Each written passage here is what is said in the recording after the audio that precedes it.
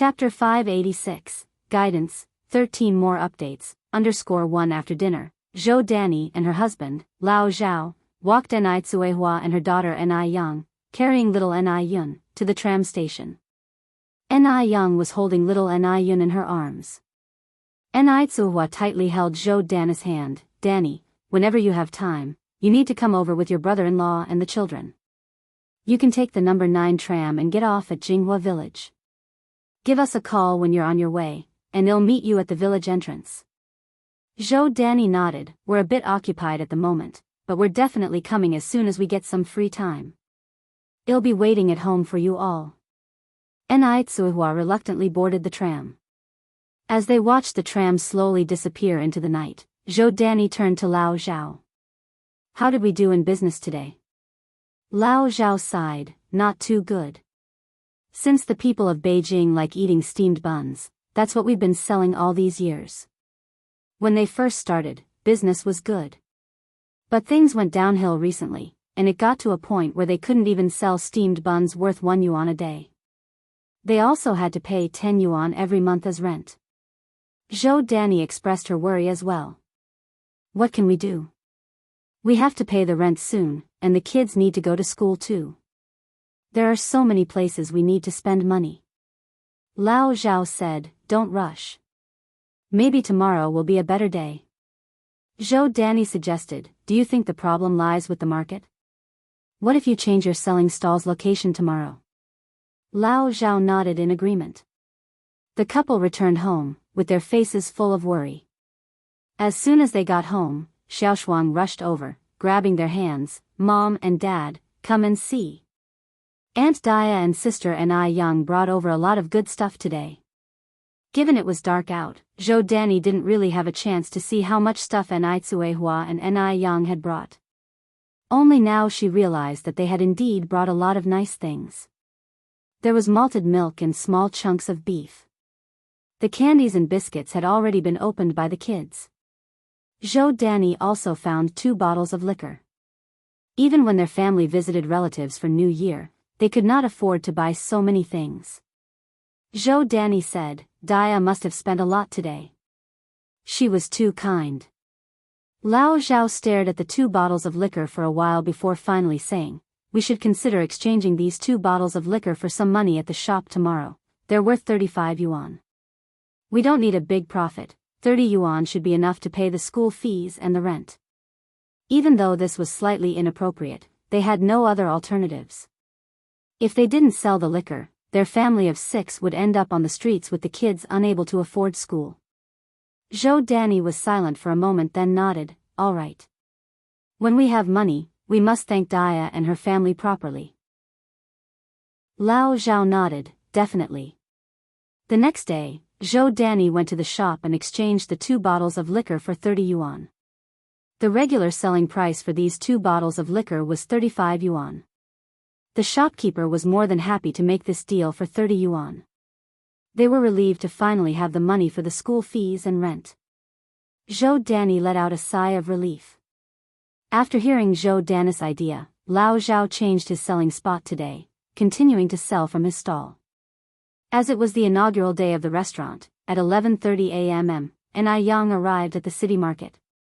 She bought cigarettes, liquor, and prepared dishes, ready to treat everyone to a good meal. She bought various meat dishes including braised beef, pig's head meat, and tiger skin chicken feet. People were in dire need of some decent nourishment at this point. Even if they ate a lot of meat, they wouldn't feel greasy. Moreover, they were all performing manual labor and needed to restore their energy. After buying the dishes, all she needed were the staple foods. Just then, Ni Yang spotted a vendor selling steamed buns. Beijing people generally prefer wheat food, so Ni Yang steered her cart over and ordered, vendor, could I get 50 steamed buns please? There were 18 workers in the restaurant. A grown man could easily eat 2 to 3 steamed buns, so 50 steamed buns was really not that many.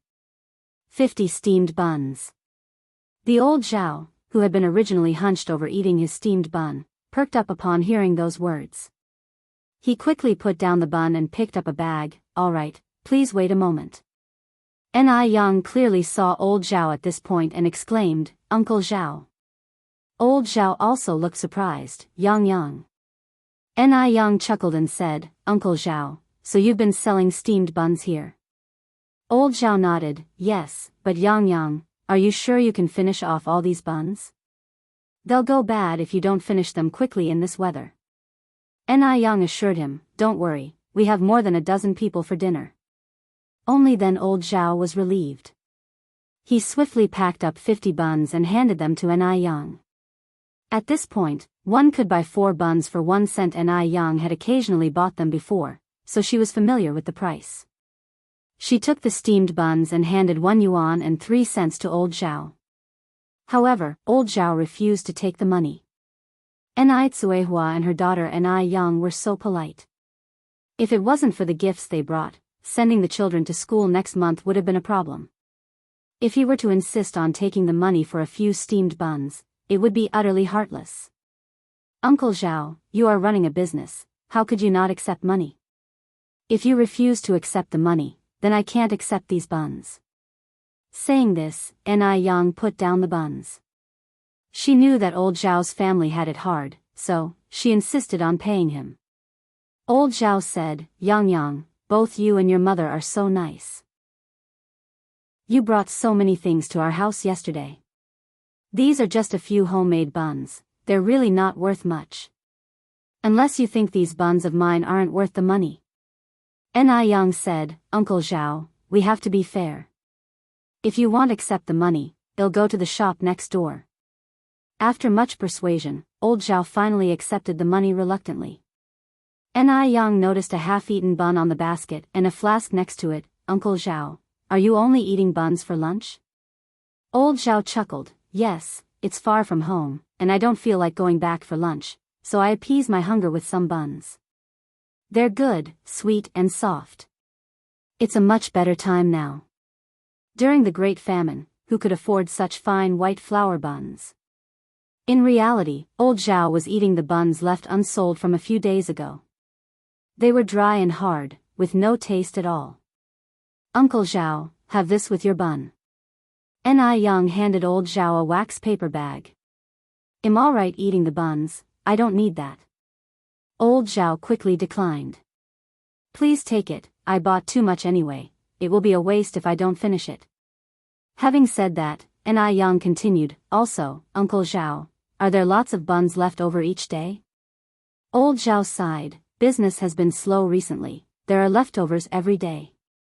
"So, the next day's leftovers are not that easy to sell?" Ni Yang asked. "Yes." Old Zhao nodded, "The leftover buns from the day before aren't as good, so we usually keep them for ourselves." Ni Yang picked up the bun that old Zhao had eaten half of. The stale bun wasn't as fluffy as freshly made ones. They were dry, exaggerating a bit, they were like bricks. Ni Yang continued, "Uncle Zhao, actually, you could slice these leftover buns, fry them until golden brown on both sides, then sprinkle some black pepper or spread some ketchup on them.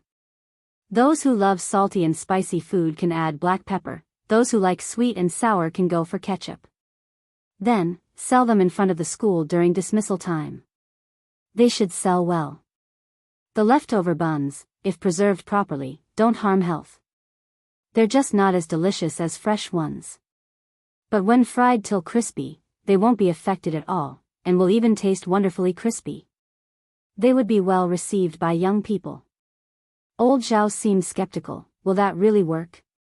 Ni Yang laughed, "I think you can give it a try." Old Zhao continued, "What is ketchup?" Ni Yang explained, "Ketchup is tomato sauce." Old Zhao was curious, can tomatoes be made into a sauce? Tomato sauce is actually invented by Chinese people. But, originally, it was not made of tomatoes but a pure fish sauce made from miscellaneous fish. The pure fish sauce had a mild salty taste with a unique flavor, and later when our ancestors found the taste a bit monotonous, they added beans to it, creating a low-grade soybean paste, which was very popular at that time. Likewise, during the Ming Dynasty, pure fish sauce became popular in the south and was named brine. The dialectic pronunciation at that time was kutsayap. Later on, brine was introduced overseas. This Chinese-style brine sauce became extremely popular, spreading rapidly worldwide, and was modified by foreigners into American-style tomato sauce. So, the globally popular American-style tomato sauce is not America's tomato sauce, but China's kutsayap brine. During the 1980s, when KFC and McDonald's were still not introduced to China, Chinese people did not really like tomato sauce. In fact, some people did not even know what tomato sauce was. Ni Young nodded, and said, "Of course tomatoes can be made into sauce. I'll write down the recipe for you, you can try it at home." With that, Ni Young pulled out a pen and a small notebook from her pocket. Chapter 587, Pre-Opening Celebration, Update 14_1. She wrote the steps for making tomato sauce, stroke by stroke, very seriously. In no time, she had written half a page. When she finished writing, she tore the paper from the notebook and handed it to Mr. Zhao, saying, "Uncle Zhao, you can go home and follow these steps to make tomato sauce." "Okay." Mr. Zhao took the note and casually put it in his pocket. After Ni Yang left, Mr. Zhao resumed selling steamed buns. When Ni Yang arrived at the restaurant, everyone was cleaning. The place had a pure vintage decor, even the ornate frames of the ceiling lights were crafted in traditional style. Wooden screens separated the tables, and the carvings on them depicted Tang poems and Song dynasty lyrics, radiating an elegant aura. Even doing nothing in such an environment would make one feel relaxed and joyful. "Yang is here, this is the sample clothes delivered by the clothing factory this morning," said Wang Tinyu, handing over a small bag. Ni Yang put the large and small bags of food she had on the table, surprised, they arrived so quickly. Having adopted a vintage theme, even the waitstaff's uniforms were designed by her, reflecting Han cultural elements. The men's were black, and the women's were red. Ni Yang had just taken out the clothes when Wang Tinyu remarked, "Isn't this a historical costume? It's so beautiful, I've also seen it on TV." Ni Yang laughed and clarified, "This isn't a historical costume. It's Hanfu, the traditional clothing of the Han people, which originated from the Yellow Emperor and thrived during the reigns of Yao and Shun." "Oh." Wang Tinyu nodded, seemingly understanding. Ni Yang put the clothes back and continued, "Uncle Tinyu, has everyone finished their tasks? We can have dinner once everyone is done. I'll go call them." Ni Yang nodded, starting to tidy up the table. By the time everyone had come downstairs, the large round table was already full of dishes, or to be precise, full of meat. A pack of cigarettes was placed on each seat, and 3 crates of beer were placed on the side of the table, with baijiu displayed on top of the beer. Eating meat and drinking heavily, what a blissful life. Ni Yang called everyone to sit down. "Everyone has worked hard recently, tonight everyone must drink to your heart's content." "It's not hard at all. Yang, you're too kind. You must have spent a lot on these cigarettes and alcohol, right?" They had never been treated this well anywhere they had worked. Nowadays, if a typical family could provide lunch every day, it was considered very good. But Ni Yang not only provides lunch every day, she ensures meat is available in every meal. Working for her, everyone was full of energy and did not allow themselves to make any mistakes. Even if there were minor defects in their work, they would redo it. That's why the restaurant was so beautifully decorated. Ni Yang laughed, "It didn't cost much, uncles, please sit down." Under the warm invitation of Ni Yang, everyone finally sat down. Though Ni Yang could drink alcohol, she was only 18 and wanted to take care of her health, so she toasted everybody with tea instead of alcohol. Everyone enjoyed this meal immensely. The day passed quickly. Though Mr. Zhao changed his stall today, business was still not very good. Including the 50 steamed buns Ni Yang bought, he only sold 100 steamed buns in total and had over 100 left unsold. As soon as he returned home, Zhou Danny come forward and asked, "How was business today?" "Not very good." Mr. Zhao handed all the money he had earned from selling steamed buns that day to Zhou Danny. Zhou Danny took the money and exclaimed in surprise, "You earned all this today?" Mr. Zhao nodded. There's 2 yuan and 5 jiao. That's impressive. A caddy of flour costs 5 cents. A caddy of flour can be made into 10 steamed buns. 2 caddies of flour can be made into 20. There isn't much overhead, so if you can earn 2 yuan and 5 jiao every day, you could earn 75 yuan in a month. That's 900 yuan a year, so there's no need to worry about the children's schooling and rent anymore. Mr. Zhao added, another 1 yuan and 5 jiao is from Ni Yang, who bought 50 steamed buns all at once. Ni Yang? Mr. Zhao nodded and took out a paper bag from the stall. This is what Ni Yang gave to me to eat at noon. You warm it up and let the children have a taste. He could eat less meat, after all, he was already old. But the children were growing, so if there was any meat, he would save it for them. What is this? Zhou Danny looked down at it in surprise. It's meat. Did Ni Yang give this to you? Mr. Zhao nodded. Ni Yang is a good child. Not only did she look after my business, but when she saw me eating buns without any food at noon, she gave me this. Zhou Danny sighed and said, Yang is really talented. Not only did she take Dia and her sister out, but she also managed to thrive. I wonder what good deed Dia did in her past life. If it wasn't for Ni Yang, Ni Tsuehua would still be stuck in Dam Village now. Old Zhao added, Yang talked about a way to make money today. I wonder if it will work. What's the plan? Zhou Danny asked. Old Zhao discussed the idea of grilled bun pieces with Zhou Danny. Upon hearing this, Zhou Danny said, it should consume a lot of oil, right? They couldn't even afford to use oil for cooking. Where would they get the oil for frying bun slices? What if they grilled them and couldn't sell it? Wouldn't they have wasted the oil? Zhou Danny continued, we can't sell white steamed buns. How can we sell them if they're grilled? The more we fuss, the poorer we get. Let's not fuss about it. Rich households can afford the toss, poor households simply can't afford it. Old Zhao scratched his head, that's true. Maybe we should make fewer buns tonight to avoid leftovers. Yes, Zhou Danny nodded, we can't keep failing to sell the buns. Should we think of more ideas? Old Zhao sighed, the times are tough this year, but maybe things will get better next year. Let's get by the second half of this year first. Zhou Danny smiled, yes, let's not lose heart yet, perhaps business will pick up tomorrow? Right. Although the couple had lost faith in the future, they were still full of hope. After Ni Yang got home, she tried on the hanfu. She walked in front of Ni Tsuehua and asked, Mom, do you think this dress looks good? It's a Chi-Ru style hanfu, unlike traditional hanfu. It has been modified so that the sleeves are narrow, and the skirt just reaches the ankles. This makes it easy to serve dishes and walk without getting caught or tripped. The top is white, the skirt and ties are red. Ni Yang, with her slender and tall stature, looked stunning in the hanfu, which perfectly accentuated her figure. The interweaving of red and white made her radiant and striking, as if she had stepped out of a classical beauty painting, captivating everyone's attention. Ni Tsuehua nodded, beautiful. Even more beautiful than a fairy. Ni Yang happily twirled around, really? Would your mom lie to you? Ni Tsuehua replied with a smile. Little Ni Yun excitedly clapped her hands on the side, beautiful. Sister, beautiful.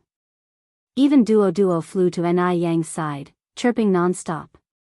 By the way, Yang, I'm going to the mountain. Take care of Yun at home. Ni Tsuehua picked up the basket. What are you going to do on the mountain? Ni Yang asked.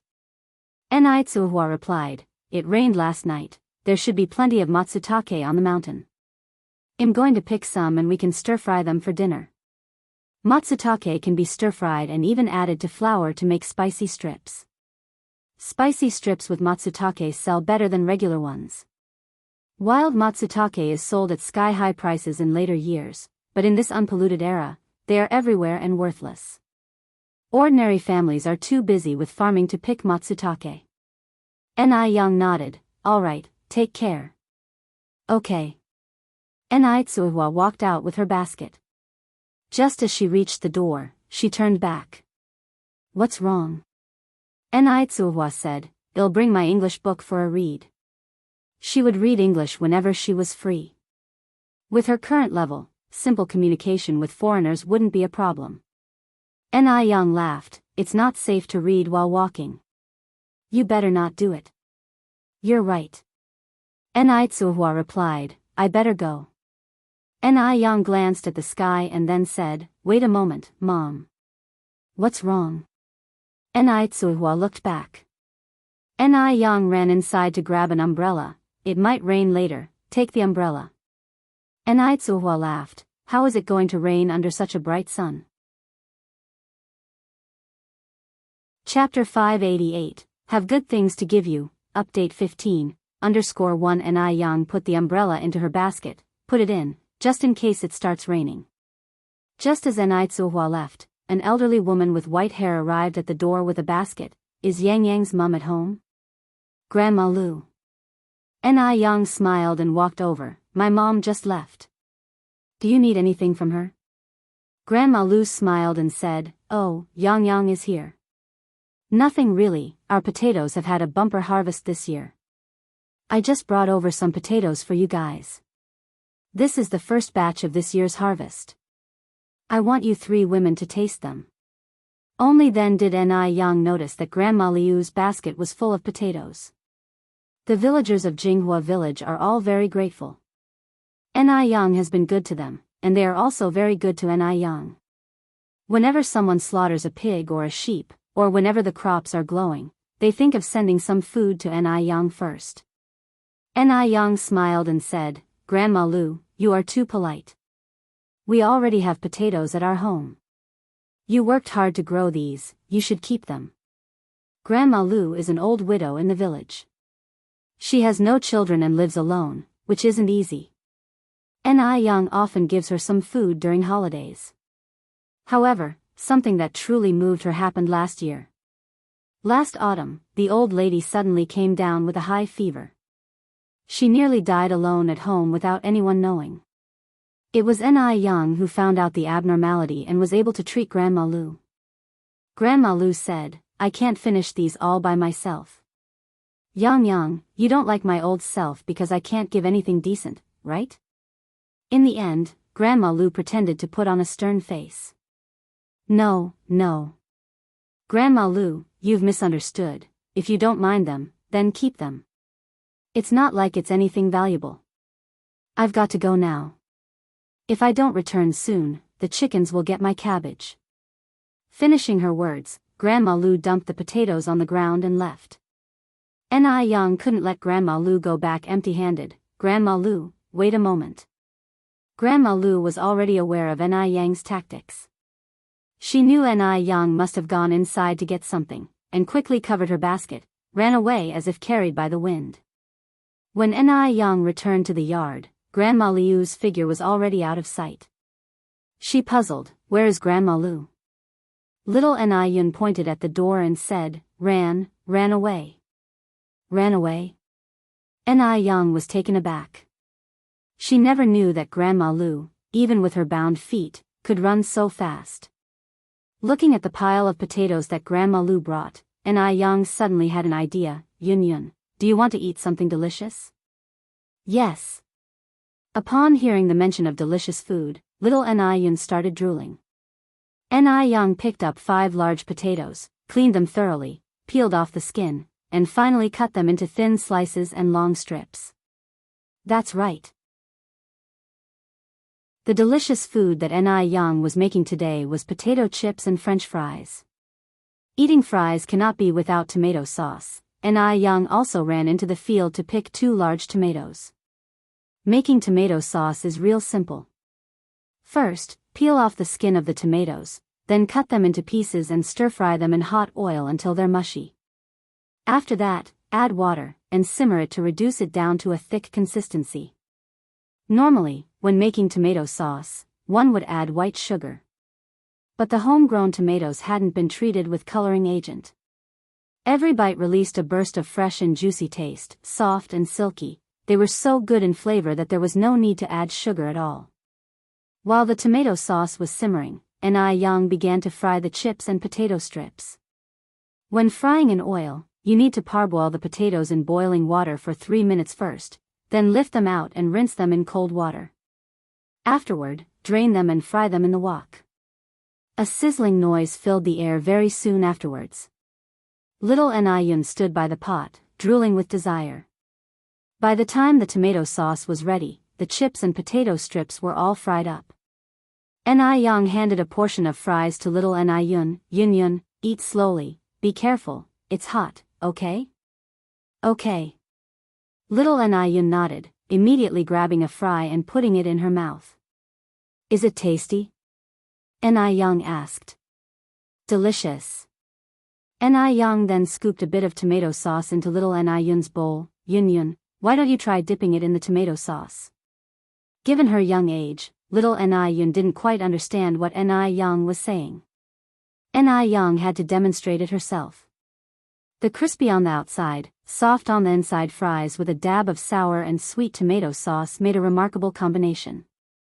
Little Anayun chanted excitedly, delicious, it's delicious. It's delicious, sister. Little Anayun was very smart. Anayang only taught her once, and she got it. Within a short time, she had tomato sauce all over her face while eating it. Anayang scooped the remaining tomato sauce into 3 small glass jars for the later use. Afterward, Anayang took little Anayun and delivered some fries and chips to Grandma Lu as well. Even though the elderly do have some teeth problems, consuming these isn't really an issue. When Anayang arrived, Grandma Lu was standing on a stool changing a bulb. Hearing some noises from the door, she looked outside, her foot slipped, and she almost fell, but Anayang immediately held her. Careful, Grandma Lu. Even though Grandma Lu was scared, she still laughed and said, it's okay. Anayang took the bulb from Grandma Liu's hand. This is too dangerous, let me change it for you. I'll do it, Yang, are you sure you know how? In Grandma Liu's eyes, Anayang still was a child. Anayang laughed and said, no biggie, I often change bulbs at home. The moment she finished speaking, she directly stood on the stool and started to replace the bulb. She was so cool that even men would have to marvel at her. Grandma Lu, however, was worried. Yang, be careful of the electricity. Okay. Anayang casually turned, pop, and the light was on. Little Anayun happily said, the light is on. Anayang jumped off from the stool, used a duster to wipe off the dust, then returned everything to its original place. She handed Grandma Lu the fries and chips on the table. Here, try these.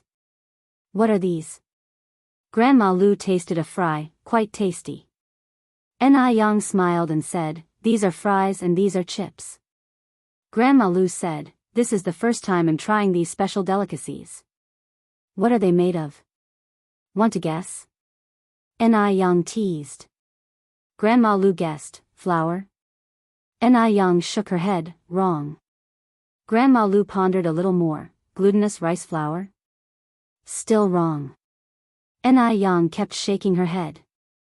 Grandma Lu guessed again, so this isn't made from flour? Strange, the taste was surely that of flour.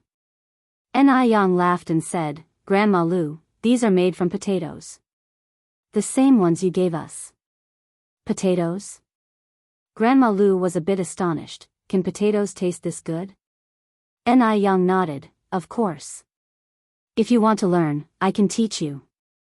Sure. Grandma Lu usually gets quite bored alone, so she has a great interest in food. Anayang explained the making process in detail to Grandma Lu. Grandma Lu laughed and said, I'll definitely try this tomorrow. By the way, Yang, come with me. Grandma Lu pulled Anayang into an inner room, then turned around to carry little Anayun inside as well. She mysteriously closed the door and switched on the light. Yang, wait for me. Grandma Lu went behind the bed, and after a while, she walked out with an old vanity case. Yang, come here. Grandma Lu gestured for Anayang. Anayang walked over. Grandma Lu, what's in it? Grandma Lu laughed and said, you'll know soon. As she spoke, she took off the hairpin that held her hair, and using the sharpest end, unlocked the little copper lock on the vanity case. The little copper lock seemed quite old, with a layer of patina on the surface. Click. Just as Ni Yang was questioning if the lock could be opened, it was unlocked. As soon as Grandma Lu lifted the lid, a pleasant aroma, somewhat similar to ambergris, gushed forth. This reminded Ni Yang of the village rumors. Everyone said that Grandma Lu used to be a young lady from a landlord's family and had sought refuge here during the war. It seemed like the rumors might be true. No wonder, Ni Yang always felt that Grandma Lu had a certain grace not found in ordinary grandmas. After the lid was lifted, what met the eyes were a few dusty silver hairpins, and a binyo, Korean hair stick, but because they hadn't been worn for many years, or been maintained, these items had lost their original luster. Grandma Lu pulled open the second layer drawer of the vanity case. Astonishingly, a translucent jade bracelet with excellent color and perfect luster rested in the drawer. Chapter 589, Old Acquaintances Finally Meet, 16 More Updates, _1, Yang Yang, I am giving these things to you. Grandma Lu pushed the dressing box toward Ni Yang. Ni Yang was startled and quickly got up. Grandma Lu, I can't accept these things. What's wrong with accepting them? I'm an old widow without children or grandchildren, thankful to have you caring for me. Who else should I give these to? Should I rather take them to the grave? Ni Yang still refused. Grandma Lu, these are too precious, I really can't accept them. In the future, these things would all be valuable antiques. How could Ni Yang accept such precious things from Grandma Lu? Grandma Lu sighed, I'm already 78 this year, my health is getting worse day by day, I might be gone any day. If you're not accepting these, I wouldn't be able to rest in peace even in death. An old person must plan ahead. She was a refugee, without any children or relatives. Rather than letting these objects be buried in the ground when she died, she would rather give them to Ni Yang. Although she has only known Ni Yang for a little over a year, Ni Yang treated her better than her own family. If not for Ni Yang, she would have died last year. Ni Yang continued, Grandma Lu, you are healthy and will definitely live a long life. Don't talk like that. Grandma Lu smiled, I know my own body, Yang Yang, don't worry, these things I brought from home when I fled, they aren't of unknown origin or burial goods. This bracelet was given to me by my mother when I came of age, it's been 63 years already, because this bracelet means so much to you, I can't accept it even more now. Since Grandma Lu had brought it all the way to Jinghua village and hadn't thought about selling it even in the hardest times, how could Ni Yang accept such valuable things from her? Grandma Lu scowled, if you don't take it, should I rather bring it to the grave? After a pause, Grandma Lu added, I heard that cremation has already begun. Are you going to watch these things be burned to ashes? To preserve arable land, China started practicing cremation from April 27, 1956. In 1982, the townships around Beijing also began to implement cremation. Before 1982, many older people, due to their feudal superstitious fears of cremation, chose to end their lives early. Ni Yang went on, anyway, I can't take these things. Why are you so stubborn? Take what Grandma gives you. Grandma Lu stuffed the dressing box into Ni Yang's hands. Ni Yang put the dressing box on the table. Grandma Lu, I really can't accept it. Yang Yang. Please do Grandma a favor, help me pass on these things. They're all antiques. If they get burned to ashes, won't it be a pity? Ni Yang continued, Grandma, since you escaped here, there should be other relatives left at home, right? Grandma Lu sighed with bitterness in her eyes, no, there's no one left, my parents, my 3 brothers and my 8 sisters-in-law, 17 nephews and nieces, they're all gone. In the past feudal period, a man could have 3 wives and 4 concubines, so it's not strange that Grandma Lu had 3 brothers and 8 sisters-in-law. Grandma Lu, I'm sorry, don't be sad. Ni Yang reached out and held Grandma Liu's hand. Grandma Lu, with rubbed red eyes, patted Ni Yang's hand, it's all right. Ni Yang was busy comforting Grandma Lu and didn't notice that Grandma Liu's other hand had quietly picked up the jade bracelet. Grandma Lu held the jade bracelet in one hand and Ni Yang's hand in the other. By the time Ni Yang reacted, the translucent bracelet was already on her wrist. Grandma Lu laughed. It looks good. Young people are indeed young. Wearing this bracelet, you look much better than this old lady. Ni Yang quickly took off the bracelet. Grandma Lu, how could you do this? I really can't accept this bracelet. Grandma Lu laughed. It is said that jade bracelets have a very spiritual nature, they recognize their owners. See if you can take it off. If you can, I won't give it to you. If you can't, it means you're destined for it. It was strange, when wearing the jade bracelet, Ni Yang didn't feel anything. However, when she tried to remove it, it seemed to automatically tighten, making it impossible to take off. Ni Yang's wrist was rubbed red, but the bracelet was still on her wrist. Grandma Lu continued, I told you, this jade bracelet is quite spiritual, it knows its owner. Ni Yang said, do you have any soap in your house? Maybe it can be taken off with some lubrication. Grandma Lu laughed, this bracelet that recognizes its owner, it's not just soap, even if you were a god, you won't be able to take it off. Ni Yang, not giving up, found some soap, rubbed almost a layer of skin off her hand, but the bracelet was still on her hand, not moving at all. Grandma Lu, with a beaming smile, stood by Ni Yang's side. Yang, you're wasting your effort, this bracelet is meant for you. Ni Yang spoke somewhat reluctantly, but it's really too valuable. No matter how valuable, it's just an item. Grandma Lu continued, this bracelet only shows its value when worn on your hand. With me, a grumpy old hag, its fate is only to be burned to ashes. Yang, I should be thanking you for helping me pass on this bracelet. At least, in the future years, someone will remember this old woman.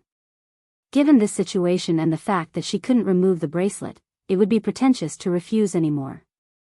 Ni Yang smiled, then thank you, Grandma Lu. The weather was nice today. Shangguan Dehui had a canvas on his back and came up the mountain for art inspiration. Jinghua Mountain is located behind Jinghua Village.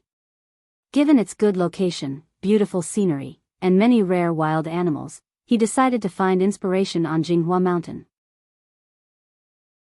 He came to Jinghua Mountain to find artistic inspiration and to clear his mind. After all, he just went through the things with Lin Fong and her daughter. The view on the mountain was even better than expected. Shangguan Dehui wandered around with his drawing board in hand. However, the initially sunny day was abruptly interrupted by a downpour. Shangguan Dehui held his drawing board close to his chest as he found a small cavern to take shelter from the rain. After the rain stopped, a hazy fog arose, making the mountain forest incredibly ethereal and surreal looking. However, as the day started to wane, Shangguan Dehui had to abandon his idea of sketching the view and began to descend the mountain with his drawing board on his back. The path downhill proved difficult to traverse, particularly after the rain and amidst the fog. Shangguan Dehui accidentally stepped on a stone covered in moss. He lost control and tumbled down the mountain. Shangguan Dehui clung onto his drawing board as he rolled downhill. Thud. When Shangguan Dehui regained consciousness, it was totally dark. It was silent around him, except for the sounds of birdsong and insects. With the aid of the faint moonlight, he realized that he somehow had fallen into a pit. This pit was likely a trap dug by hunters long ago. It had been over 30 years since he last encountered such a situation. That was when he met a person he'd never forget in his lifetime. Would he die in this pit this time? Is anyone there? Shangguan Dehui shouted at the top of his lungs. There was no response from the wilderness. Is anyone there? He repeated his cry. Enrich was carrying her basket on her back when she vaguely heard a voice shouting. However, when she tried to listen more closely, she could hear nothing. Was she hearing things? Enrich continued on her way. After several shouts, Shangguan Dehui gave up on the idea. There weren't any logging sites nowadays. Who could possibly be in the mountains? Shangguan Dehui leaned against the pit wall, sat down slowly, and blankly stared at the starry sky when he heard faint footstep sounds from above.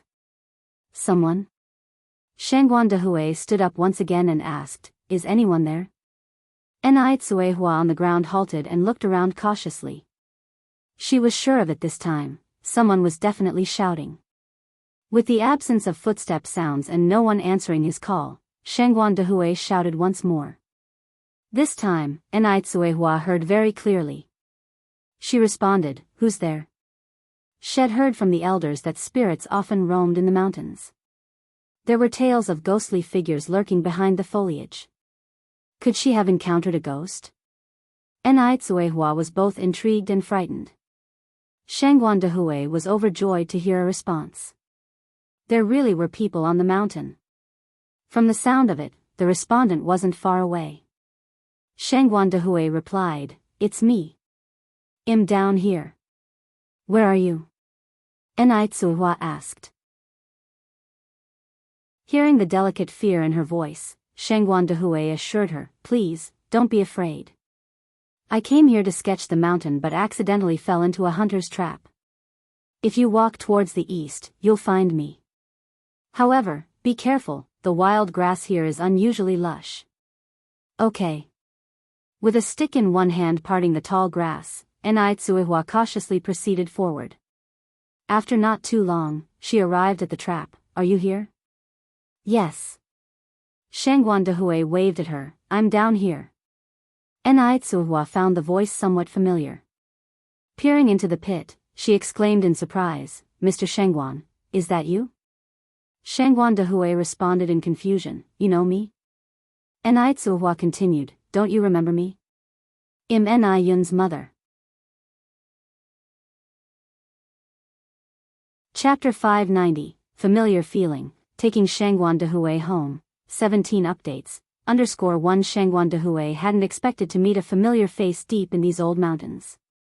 Even more unexpected was that it was Enrich, someone he had met twice before. Enrich immediately put down her back basket, crouching on the ground. She gripped the wild grass near the edge of the trap tightly with one hand, and reached into the trap with the other. "Mr. Shangguan, quick, grab my hand. I'll pull you up." Shangguan Dehui reached out and even stood on his tiptoes, but they fell short of a few centimeters. He tried jumping, yet still couldn't reach Enrich's hand.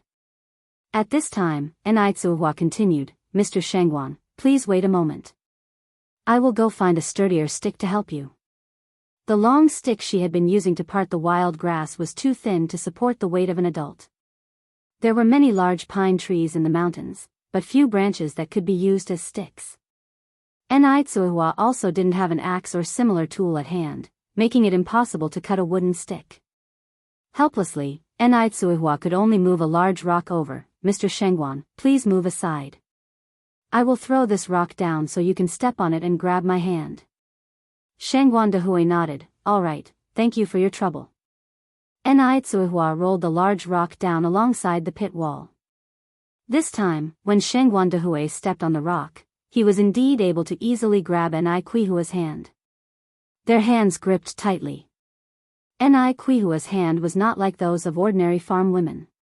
It wasn't rough, nor did it have thick calluses. It was unusually soft in his grip, leaving Shangguan Dehui momentarily dazed. The reason Enrich's hands were so well maintained was largely thanks to Ni Yang's skin care products, along with the effects of a proper diet. All those beauty and health foods she ate daily weren't for nothing. "Mr. Shangguan, hold on, I am going to pull you up." "All right." Shangguan Dehui clenched Enrich's hand. Shangguan Dehui was an adult male with a height of 1.85 meters. The trap was also wet and slippery due to the recent rain. Even with great strength, there was no way Enrich could pull him out at once. At this moment, the wild grass that Enrich was clutching suddenly snapped. Bang! Shangguan Dehui didn't have time to react, and Enrich was brought down by a sudden force. Both of them fell to the ground. To be precise, Shangguan Dehui fell onto the ground, and Enrich was on top of him. They looked at each other like that, as if time stood still at that moment. Although Enrich was already 37, there was no trace of the years on her face. Her demeanor was composed and graceful. Through the tumult, it seemed he saw a familiar sight long absent in her eyes. Where had they met before? Shangguan Dehui narrowed his eyes. Ever since she left Dam Village, this was the first time Anai Tsuehua had been this close to a man. Her heart was pounding uncontrollably. It took her some time to collect herself, to get off Shangguan Dehui and ask, Mr. Shangguan, are you all right? I'm fine, how about you? Shangguan Dehui also collected himself at this moment. I'm okay too, Anai Tsuehua stood up, looking up at the ground. Now what? How are we going to get back up? Don't rush. We'll find a way. Shangguan Dehui reassured her. Just then, Shangguan Dehui found a length of vine. It must have been carried down unintentionally when Anai Tsuehua fell. The vine was about as thick as a little finger. Shangguan Dehui gave it a tug and found it to be sturdy. I'll try climbing up first. If I make it, I'll pull you up. Shangguan Dehui looked at Anai Tsuehua. All right. Anai Tsuehua nodded. Shangguan Dehui gripped the vine, gritting his teeth against the pain in his ankle, and managed to climb up in a few movements. Anai Tsuehua also quickly started climbing the vine. Comrade, give me your hand. Shangguan Dehui reached out to Anai Tsuehua. Men are generally stronger than women. Shangguan Dehui easily pulled Anai Tsuehua up. Oh my! We finally made it up. Anai Tsuehua let out a long breath of relief.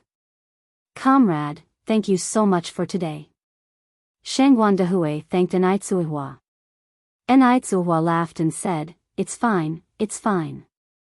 You once helped me too, remember? It's getting late, we should hurry down the mountain. When the fog thickens, it will be difficult to descend. All right. Shangguan Dehui rose from the ground.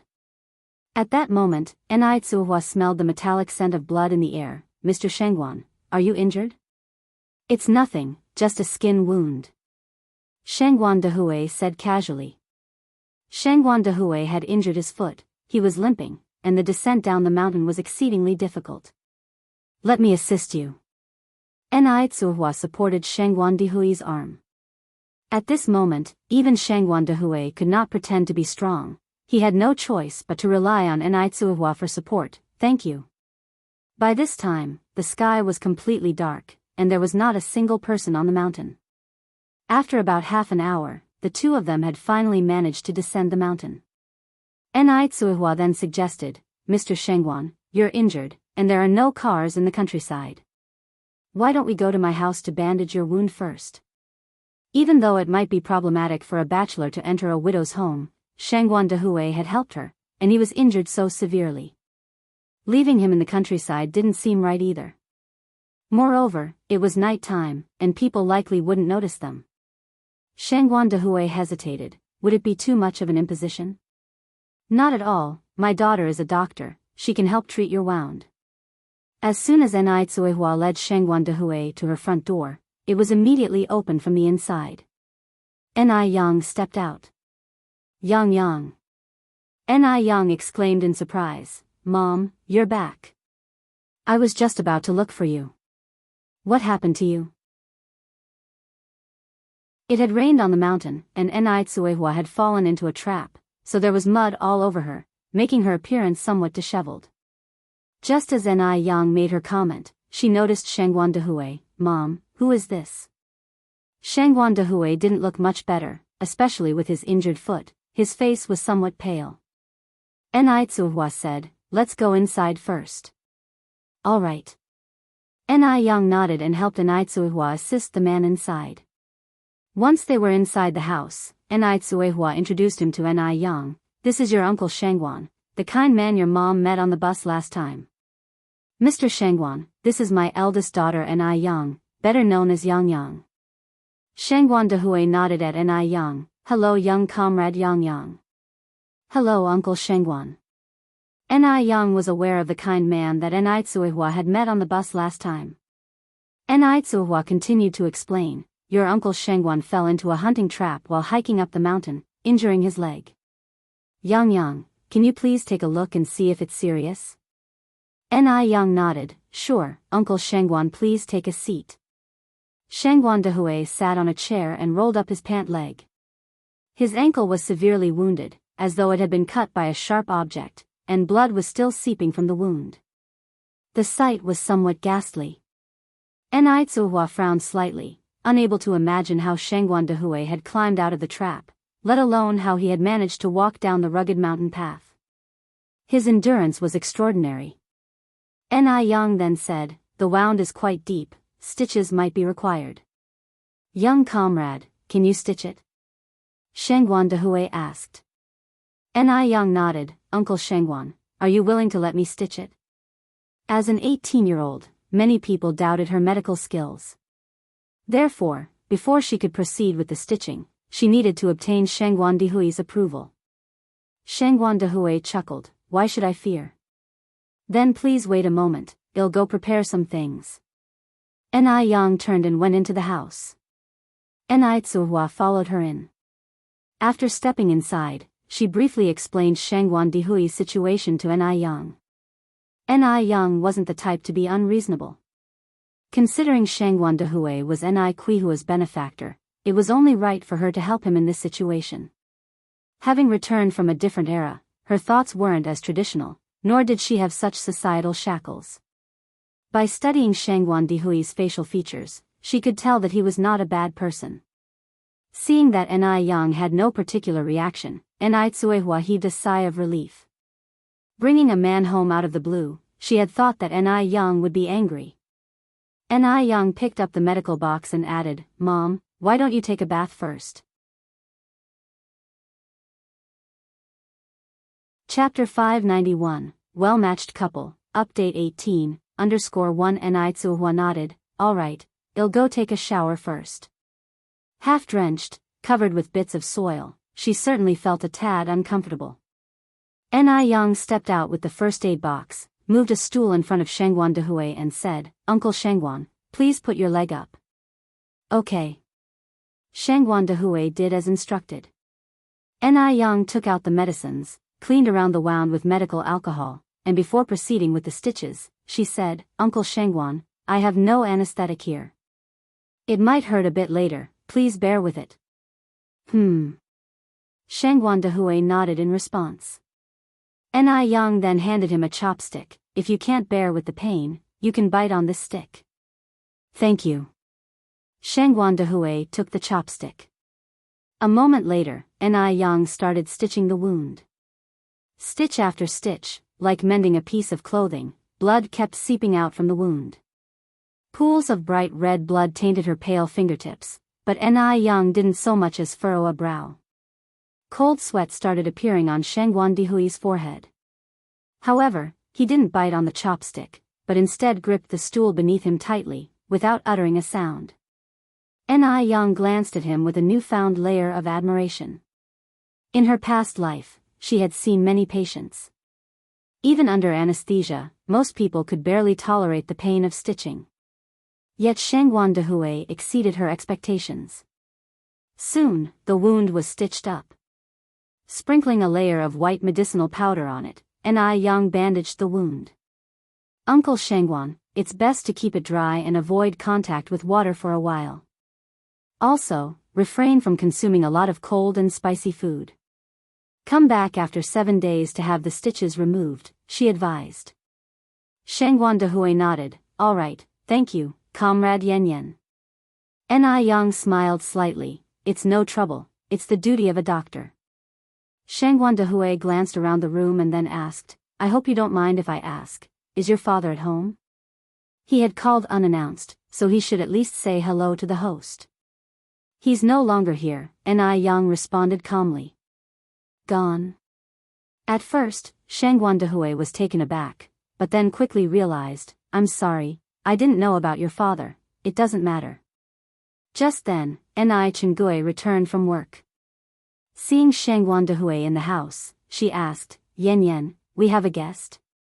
Ni Yang replied, "Auntie and I, this is my mom's friend, Uncle Shengguan. He accidentally got hurt while sketching in the mountain behind our house." "Oh, okay," Ni Chengui nodded and greeted cheerfully, "Hello, Mr. Shengguan." Shangguan Dehui was 43 years old, wore a pair of gold-rimmed glasses, and looked gentle and refined. He had an air of intellectuality about him.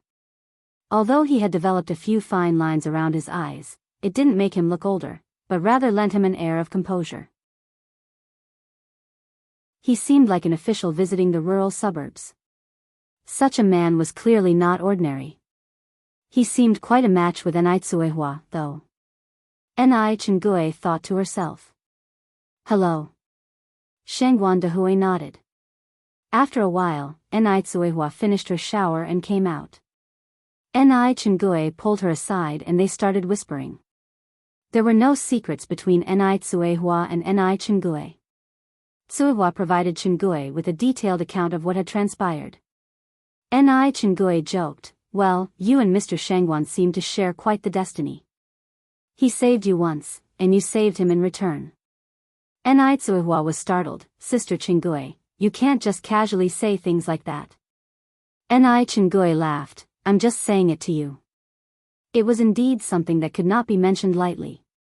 What if Shangguan Dehui had a wife and children? After all, he was already of a certain age. Yet, it wasn't something that could be asked outright either. Upon returning to the main room, Shangguan Dehui suggested leaving. Given that Enai Tsuehua was a widow, it was indeed necessary to avoid any potential censure. Enai Chengue, laughing, suggested, it's already dark outside and the road is not easy to navigate at night. Why don't you stay at my cousin's house tonight, Mr. Shangguan? His wife and son just went to her parents' house a few days ago, so he's home alone. Having a man over at their place, a household of women, for the night certainly would be improper. But it's different with men around. Moreover, Enai Chengue was considering playing matchmaker for Shangguan Dehui and Enai Tsuehua. By letting him stay here, he could ask his cousin to find out more about Shangguan Dehui. After all, it's more convenient for men to talk to each other. Shangguan Dehui originally intended to decline, but his leg was indeed a little inconvenient. Therefore, he agreed, saying, then he'll have to impose on you. Not at all. Enai Chengue said, doesn't the chairman always say that we should help others for the joy of it? Enai Yang said, in that case, I will go and invite my cousin to come and have dinner. It was just 8 o'clock. Because there was farm work to be done, rural people usually eat quite late. Enai Chengue nodded, all right. Enai Chengui's cousin was Enai Dehui, who lived east of Enai Quihua's house. It only took a minute or two to walk there. Enai Dehui was 37 years old that year. Despite his robust stature and being over 1.80 meters, he was actually very honest and treated his wife very well.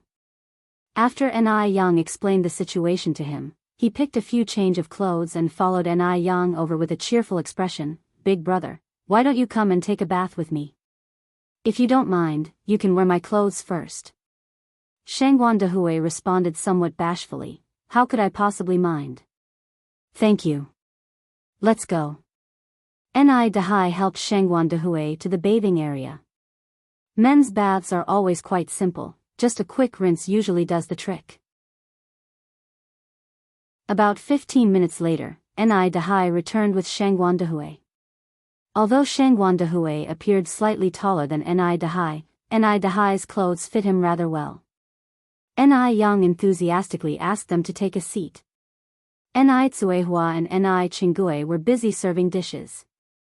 Little Enai Yun opened her sleepy eyes and walked out from the inner room. She immediately recognized Shangguan Dehui and was so excited that she ran over, shouting, Fufu! Fufu! Little Yun Yun! Shangguan Dehui reached out to pick up little Yun Yun. Little Enai Yun took out a piece of candy from her pocket. Fufu, eat candy. Little Enai Yun loved candy. Unless it was someone close to her, she would never share even half a piece, but surprisingly today she was offering it to Shangguan Dehui. Enai Chengue laughed and said, that's really rare. Our little Yun Yun never shares her treats. Enai Tsuehua served a bowl of vegetable lean meat porridge to Shangguan Dehui. Mr. Shangguan, you've injured your leg, so you can't eat anything too oily or spicy. Have a bowl of porridge first. Thank you. You've gone to a lot of trouble. Shangguan Dehui politely thanked her. Ni Tsuhua said it was no trouble with a smile. Shangguan Dehui took a sip of the vegetable lean meat porridge, and its taste was surprisingly good. The porridge didn't just have vegetables and lean meat, but also fresh shrimps. The texture was very delicious. Ni Dehai was amazed as he ate. Yang Yang's cooking skills are always excellent as before. Ni Yang laughed and said, "You're wrong this time, all the food tonight is made by my mom." As she was busy treating Shangguan Dehui's wound at that time, Ni Tsuehua cooked all the dishes by herself. Ni Tsuehua was already smart and she became a good cook with Ni Yang's guidance, only except for some exotic dishes that she couldn't handle. Ni Dehai said, "Yang Yang's mom, you're really amazing, no wonder you can give birth to such an outstanding daughter like Yang Yang." After dinner, Ni Dehai took Shangguan Dehui to rest. As they were leaving, Ni Chingue specifically exchanged a look with Ni Dehai. Ni Dehai, with a flashlight in one hand and supporting Shangguan Dehui with the other, arrived at his house. "Our conditions here in the countryside are not comparable to those in the city, you must not mind, big brother." Shangguan Dehui laughed and said, "City or countryside, it's the same for all of us if we go back 3 generations." His words didn't express any contempt for rural people, which made Ni Dehai feel very comfortable. Educated people really are different. Even their words are so pleasant to hear. Ni Dehai turned on the light and helped Shangguan Dehui sit down on the chair. "How old are you this year, big brother?" 43, what about you?" Shangguan Dehui asked. "I'm 36 this year." Ni Dehai continued, "So, you are 7 years older than me. I should be calling you big brother." Before Shangguan Dehui could speak, Ni Dehai poured a cup of water for him. "Big brother, your wife and children at home must be very worried because you haven't come home so late. We have a public phone in our village, why don't you make a call to let your family know you're safe?"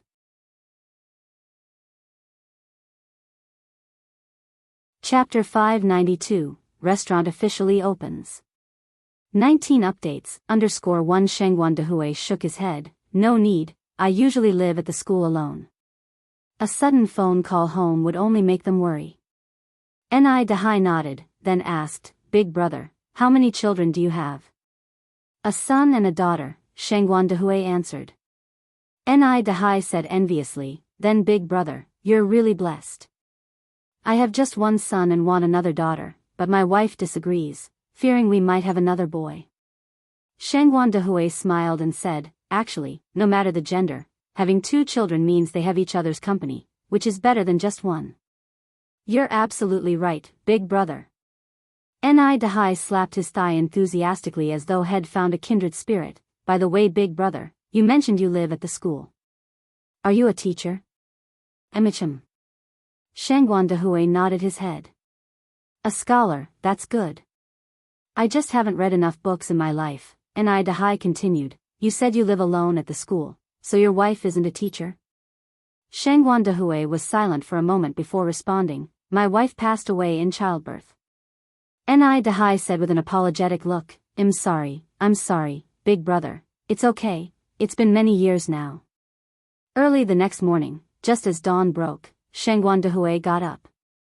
The clothes he washed the previous night had dried. He changed into his own clothes and, after saying goodbye to Ni Dehai, he went to say farewell to Ni Tsuehua at the Ni family home. When he arrived, the Ni family was just about to have breakfast. Ni Tsuehua greeted him with a smile, "Mr. Shangguan is here. Please, sit down and join us for the meal." Shangguan Dehui replied, "I won't eat, I disturbed you yesterday, and I should be heading back now." He planned to go back, organize his things, and then come over to properly thank Ni Tsuehua. Ni Tsuehua said, "It wasn't prepared just for you, we have to eat anyway, so you might as well join us. It's not easy to find the way to the city bus station from here. Ni Yang and I will be going to the city in a while, so we can go together." Ni Yang told Shangguan Dehui, "Uncle Shangguan, please don't be polite with us. Sit down and eat with us." After some persuasion, Shangguan Dehui finally sat down to have breakfast together. The breakfast was a glass of milk, an egg, and buns with pickles, simple yet exuding a faint warmth. Little Yun was just over a year old but could already feed himself, spoon by spoon. Although a bit messy, there wasn't porridge smeared all over his face, which was quite an accomplishment for a child. Fufu, peel. Little Yun handed the egg to Shangguan Dehui. Tsuhua reached out to little Yun, don't trouble your uncle Shangguan. Mommy will peel it for you. No.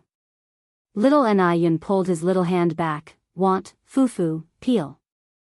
Yang looked at little Yun with a smile, then, can sister peel it for you? Little Yun lifted his chin, no. Yang playfully pretended to be disgusted, ugh, who wants to peel it for you anyway? Fufu. Little Yun offered the egg to Shangguan Dehui again. Alright, uncle will peel it for you. Shangguan Dehui smiled and took the egg. This small courtyard, filled with the scent of flowers, lively and adorable children, and a delicious breakfast, was the first time in many years that Shangguan Dehui had felt such a warm moment. Moreover, he always felt an inexplicable familiarity with Tsuehua but couldn't recall where he had seen her before. After eating, the 3 adults and 1 child took the car to the city together. When boarding the bus, due to an injury on Shangguan Dehui's foot, he nearly fell, but fortunately, Tsuehua was quick to lend a hand. This moment seemed to overlap with one from half a year ago, on the tram. The feeling of familiarity grew stronger. Yang's mom, may I presumptuously ask you a question? Inquired Shangguan Dehui. Go ahead, she replied.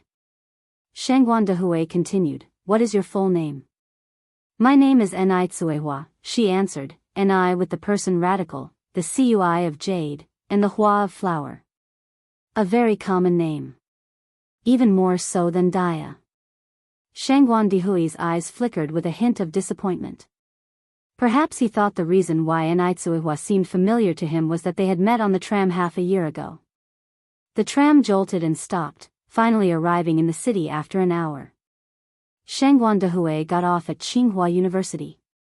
Yang and Tsuehua alighted near the restaurant stop. Having risen early, it was only 9:30 in the morning. The restaurant's opening was scheduled for 11:18 a.m., which was why Yang arrived so early.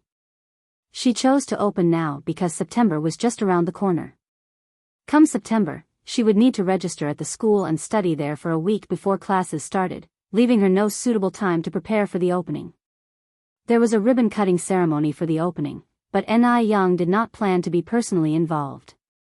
Instead, she had poached talent for the ribbon-cutting, having spent a significant sum to hire Gu Lanji from a state-owned big restaurant, a 32-year-old graduate from a prestigious college. Where she had been earning 88 yuan a month before, Yang offered her a salary of 308 yuan. To retain the talent, Yang did not only provide a high salary but also rented an apartment for her near the restaurant. At 11:18 a.m., accompanied by the sound of 2 strings of firecrackers, 2 golden-maned lions emerged from the smoke, swaying and leaping, almost as if on cue. They clawed up onto a metal frame, kicked off from the ground with their hind legs, and with an impressive leap into the air, tore down the red cloth covering the restaurant's sign. Revealed to the air were the 4 grand and imposing characters, national beauty and heavenly fragrance, which immediately struck onlookers as spectacular. The lion dance team's exquisite performance captivated many pedestrians, who stopped to watch and applauded. Nearby, 2 waiters dressed in traditional Han attire distributed flyers. On the restaurant's first day of business, not only were all the dishes half-priced, but a complimentary dessert was also offered after the meal. Coupled with the beautiful interior decoration, it wasn't long before a multitude of customers were drawn inside. Although China in the 1980s was not affluent, this was after all Beijing, the heart of the capital, which never lacked rich people. Once inside, guests were treated like gods. First came the tea pouring, then the serving of sunflower seeds. This was a service not found in other restaurants, and even Western restaurants did not exhibit such a strong sense of service. The dining experience concluded with smiling service and waiters wearing beautiful Han attire, keeping the customers in a happy mood from the moment they entered the restaurant. Most importantly, not only did the dishes look appealing, but their taste was also top grade. A young couple couldn't stop praising the food. Excellent. The flavor is just too good. We've never had such delicious chicken wings before. The young man laughed. This place calls it dapeng spreading wings. Could it be the same as the chicken wings we usually eat? The young man was named Kai Xiaoqiang, and the girl was Li Qin. Both were second-year college students and only children in their respective homes. Their parents were high-ranking officials. By modern terms, they would be called rich second generation, and money was no object. They chose this place firstly because of its nice ambience and charm, and secondly, they were attracted by the Han attire worn by the staff. After they entered, they realized they had indeed chosen well. No sooner had they finished their meal than a waiter brought out a visually appealing dessert. Excuse me for a moment, but this is a complimentary dessert from our restaurant following your meal. Wow!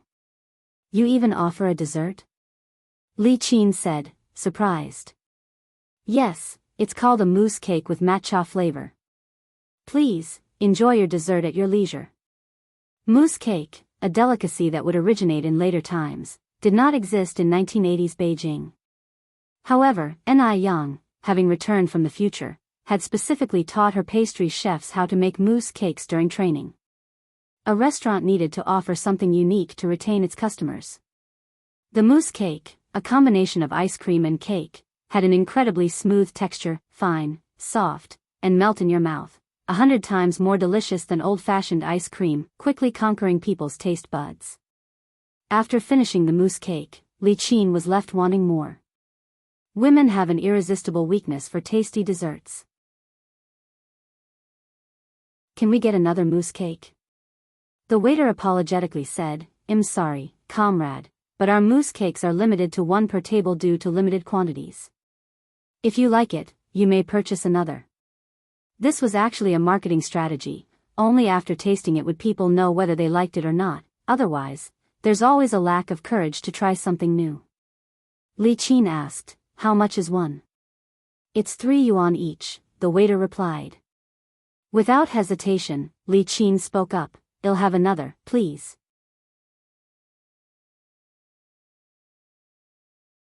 Chapter 593, Different Business Styles, Update 20_1, alright, please wait a moment. The mousse cakes are made in advance, stored in the refrigerator, so they were served quickly. By the way, how come people aren't allowed to go up to your 3rd floor? Li Qin asked the waiter. The restaurant had 3 floors, but the customers only congregated on the 1st and 2nd floors. The 3rd floor was always closed off. Through the glass doors, it seemed like the 3rd floor was a little bit different from the other 2. This made Li Qin very curious. The waiter responded with a smile, the 3rd floor is only open to VIP customers. VIP? What does that mean?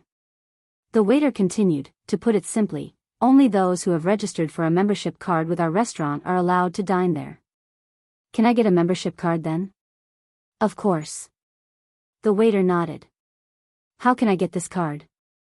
Li Qin continued to inquire. The waiter pulled out a detailed instruction manual. The initial recharge amount for the membership card is 888 yuan. After that, you can just use the card to pay for your meals. 888 yuan? Li Qin was surprised. The waiter nodded, yes. The membership cards are 888 yuan each, with only 50 available. Once they're gone, there won't be any more. Kai Xiaoqiang said speechlessly, 888 yuan each and it's limited? Has your boss gone mad? Only a fool would register for it. Li Qin also felt that 888 yuan was kind of expensive. The waiter just smiled and didn't say anything. She also thought that the boss must be crazy. 888 yuan. Ordinary households don't make that much in a year. Who would spend that much on a dining card? Time went by, and with its unique decor and enthusiastic service, the seats on the 1st and 2nd floors were almost filled within 3 hours. Ni Tsuihua, carrying a baby, walked around the restaurant, her face filled with joy.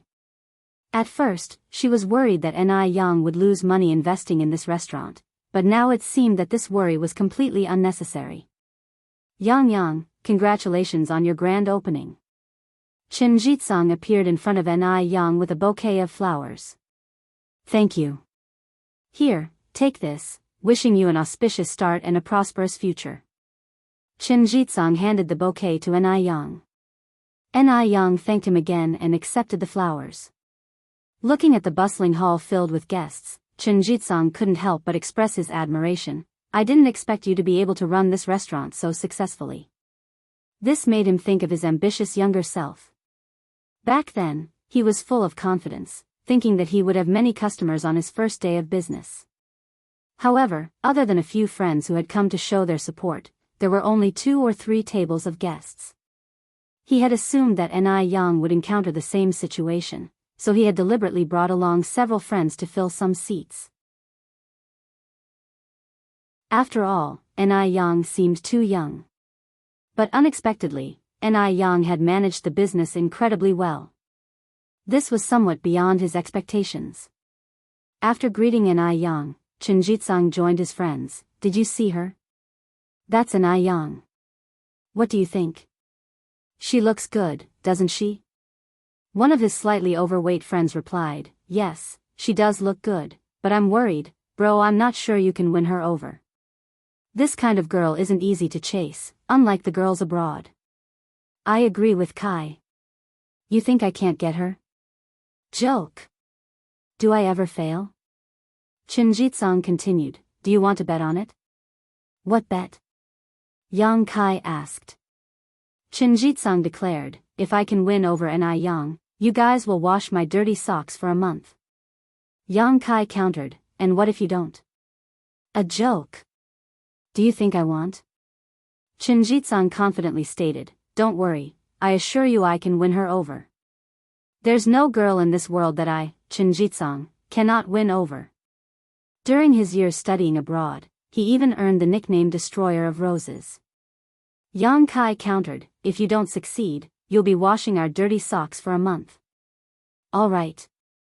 Chen Jitsang agreed without hesitation, bragging, you guys better get ready, my dirty socks really stink. Yang Kai grinned wryly, we'll see who ends up washing whose socks. As far as Chen Jitsang was concerned, he was determined to get Ni Yang. He casually flagged down a waiter, asking in a grandiose manner, do you offer some sort of membership card here? With the card, I can dine on the 3rd floor, right? Yes, sir. Chen Jitsang continued, I'll have one. All right, please follow me, the waiter said, gesturing politely. She never expected that after just mocking anyone who would apply for a membership card as being a fool walked right in. 888 yuan.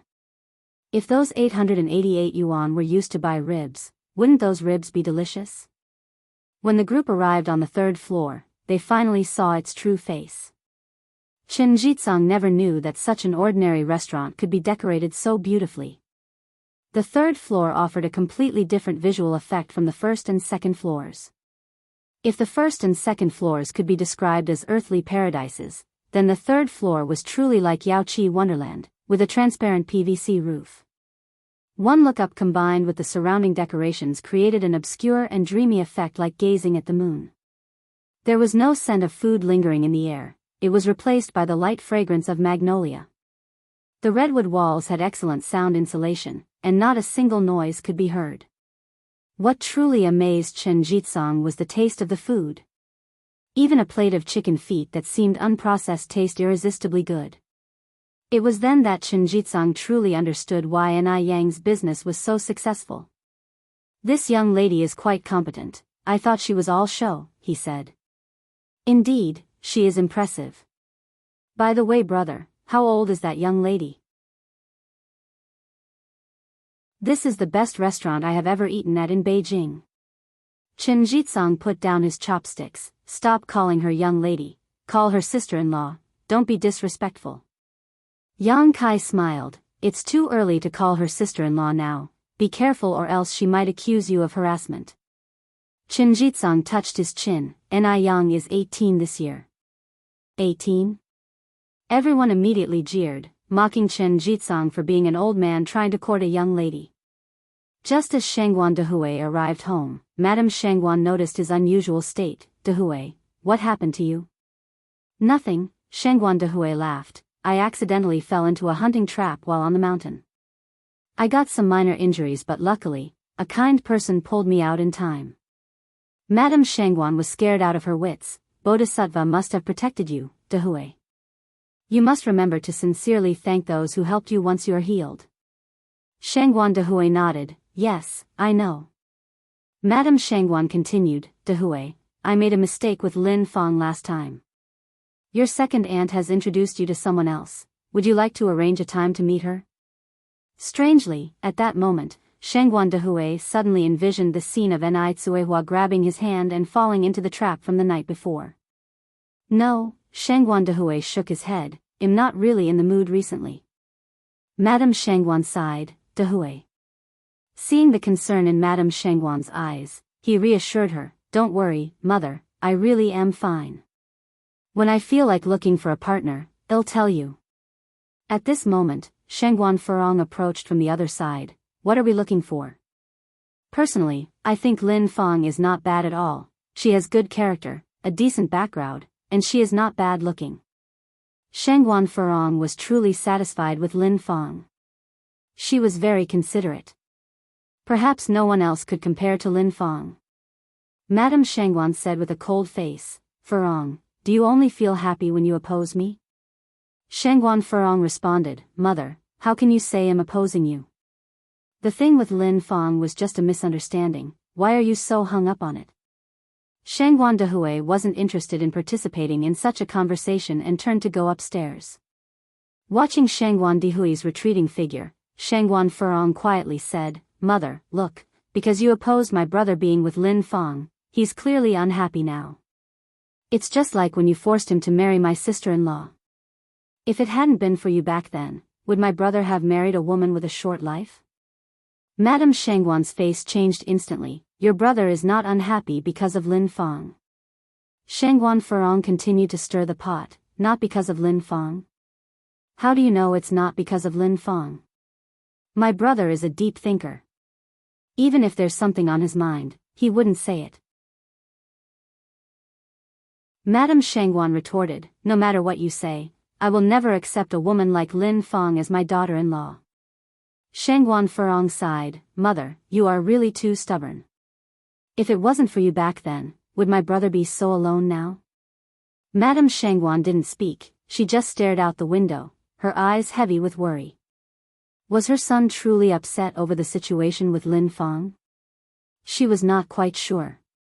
After Shangguan Dehui returned to his room, he lay on the bed, lost in thought. He didn't know why, but suddenly he wanted to see Enai Tsuehua again very soon. He had to recover quickly from his injuries, so he could visit the Enai family and express his gratitude as soon as possible.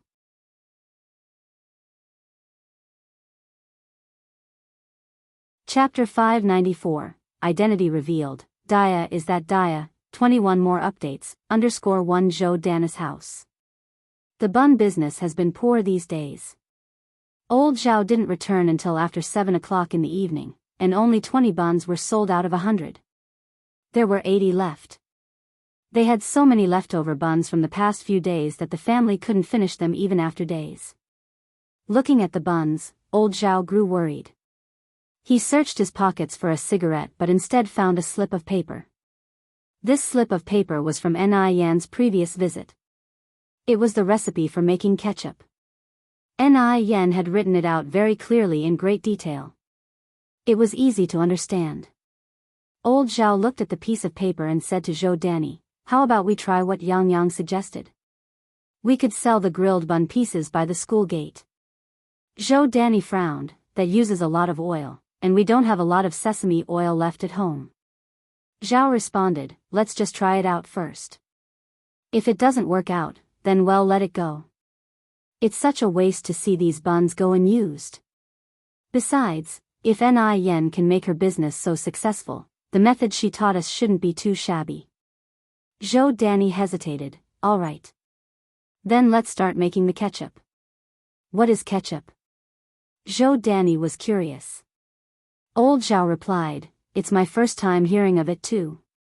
Yang Yang said it tastes excellent, and when spread on the grilled bun pieces, it's delicious. She's written down the method on this paper. Let me read it to you. Although Zhou Danny couldn't read, she caught on to things quickly.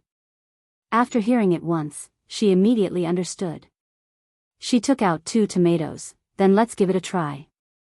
Not long after, the small kitchen was filled with the sweet and sour aroma of tomatoes.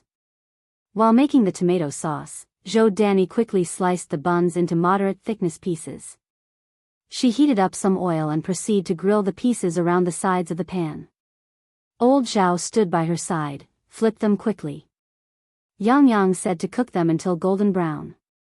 1 bun could be sliced into 8 pieces and a plateful of grilled bun pieces were ready in no time.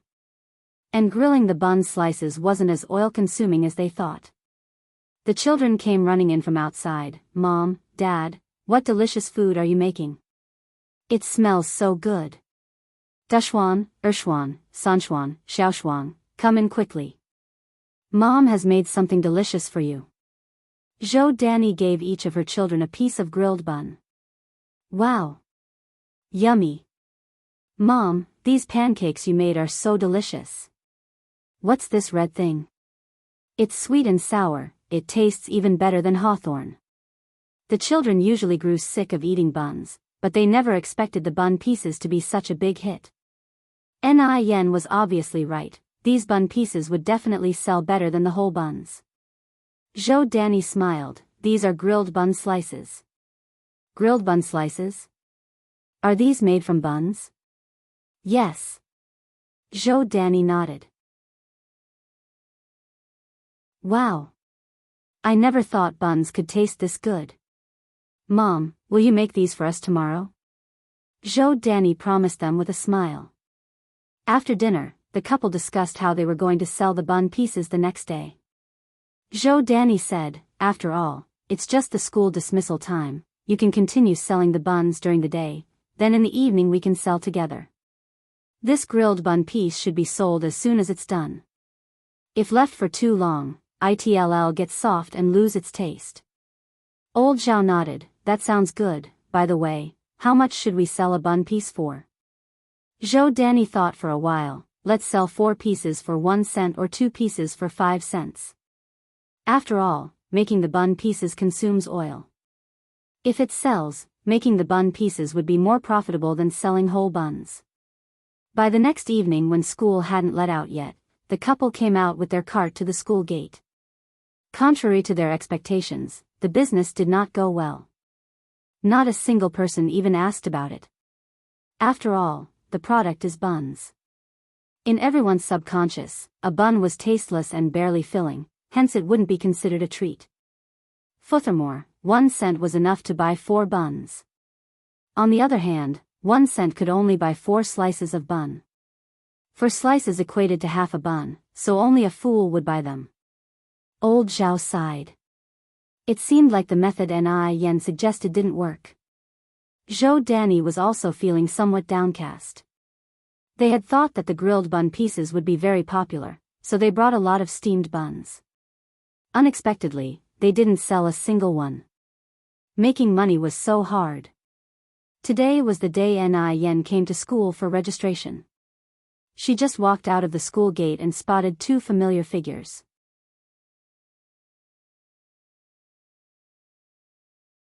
Chapter 595, Revelations of Identity. Dia is that Dia, 21 more updates, _2. Isn't that Zhou Danny and old Zhao? It seems like they've taken my advice and are now selling grilled bun pieces at the school gate. Yang turned to Han Xiaoyu next to her and said, Xiaoyu, how about I treat you and our classmates to some food? What are we eating? Han Xiaoyu's eyes lit up. The food in the school cafeteria lacks flavor, and she was already hungry. Yang continued, there's a place selling grilled bun pieces over there. Let's go try some. Hearing this, Han Xiaoyu replied with lackluster interest, what's so good about steamed buns? I can eat them every day at home. Other classmates chimed in, steamed buns don't seem to taste that good. Yang laughed and said, I promise, these bun pieces are really delicious, beyond your imagination. I'm a regular customer there, would I lie to you guys? Come on, lunch is on me today. Ni Yang is pretty and always tells the truth, so everyone followed her. Uncle Zhao, Aunt Danny. Yang Yang. Zhou Danny looked at Ni Yang in surprise.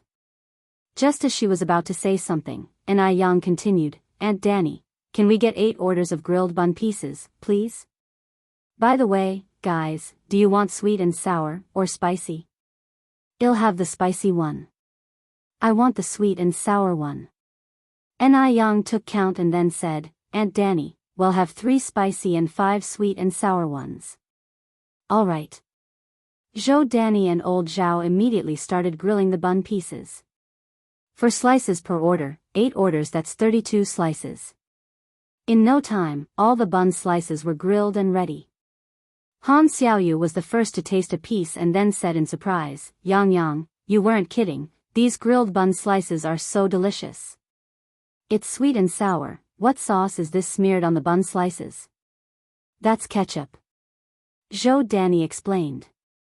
Han Xiaoyu continued, for slices are not enough. Auntie, I'll take another order. Same for me. Me too. The commotion here quickly caught the attention of others. Everyone started casting curious looks, and the air was filled with the aroma of grilled buns, stopping everyone in their tracks. Those grilled bun slices look so delicious, should we buy some to try as well? Sure. Let's buy some too. More and more students came over to buy grilled bun slices, and soon, Zhou Danny and old Zhao were overwhelmed with orders.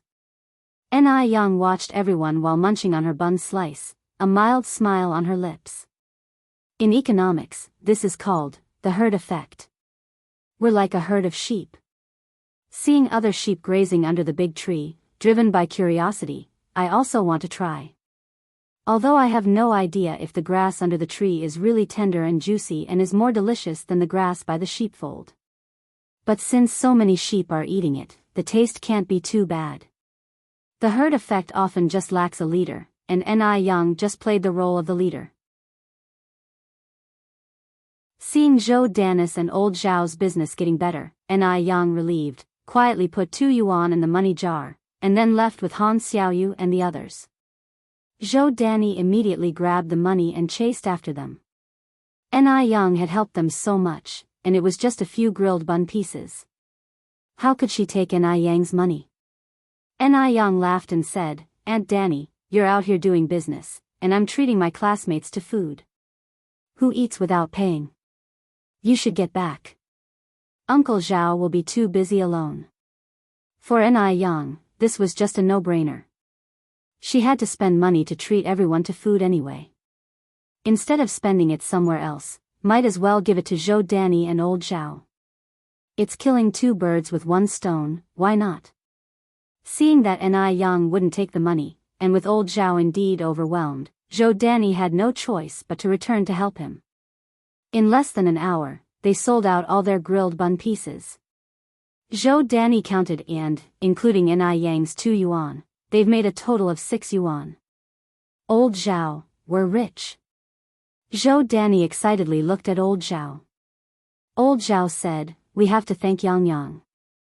If it wasn't for her, even if our grilled bun slices were delicious, we wouldn't be able to sell them.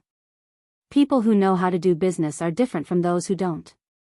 Isn't that the truth? Yang Yang is truly capable.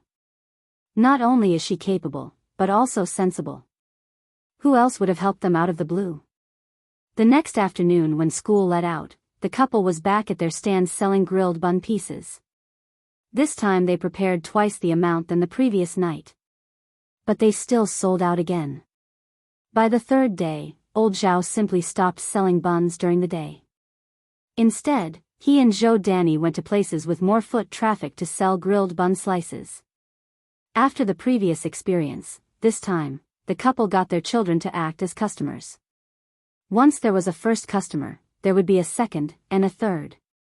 In this way, the couple averaged 35 yuan a day. This was something they wouldn't have dared to imagine in the past. After selling for more than a month, the couple had saved up a bit and decided to visit Nitsuehua at the Ni family. The couple, carrying lavish gifts and leading their 4 children, took an early tram to Jinghua village. Although they didn't call ahead, Ni Yang was well known in Jinghua village. A quick inquiry would quickly lead to a helpful villager guiding the way. Comrades, this is Yang Yang's house. Zhou Danny stood at the entrance and excitedly shouted, Dia. Dia. After a moment, Ni Tsuhua came out and opened the door.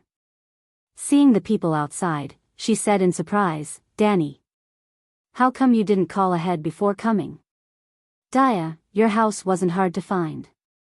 Besides, people here are so polite. At first, when I said Dia, they did not know who, but when I said Yang Yang, they immediately knew who I was talking about. Shangguan Dehui stood frozen on the spot, holding the gifts. If he heard correctly, did Zhou Danny just call Ni Tsuehua, Dia? Is this Dia the same Dia?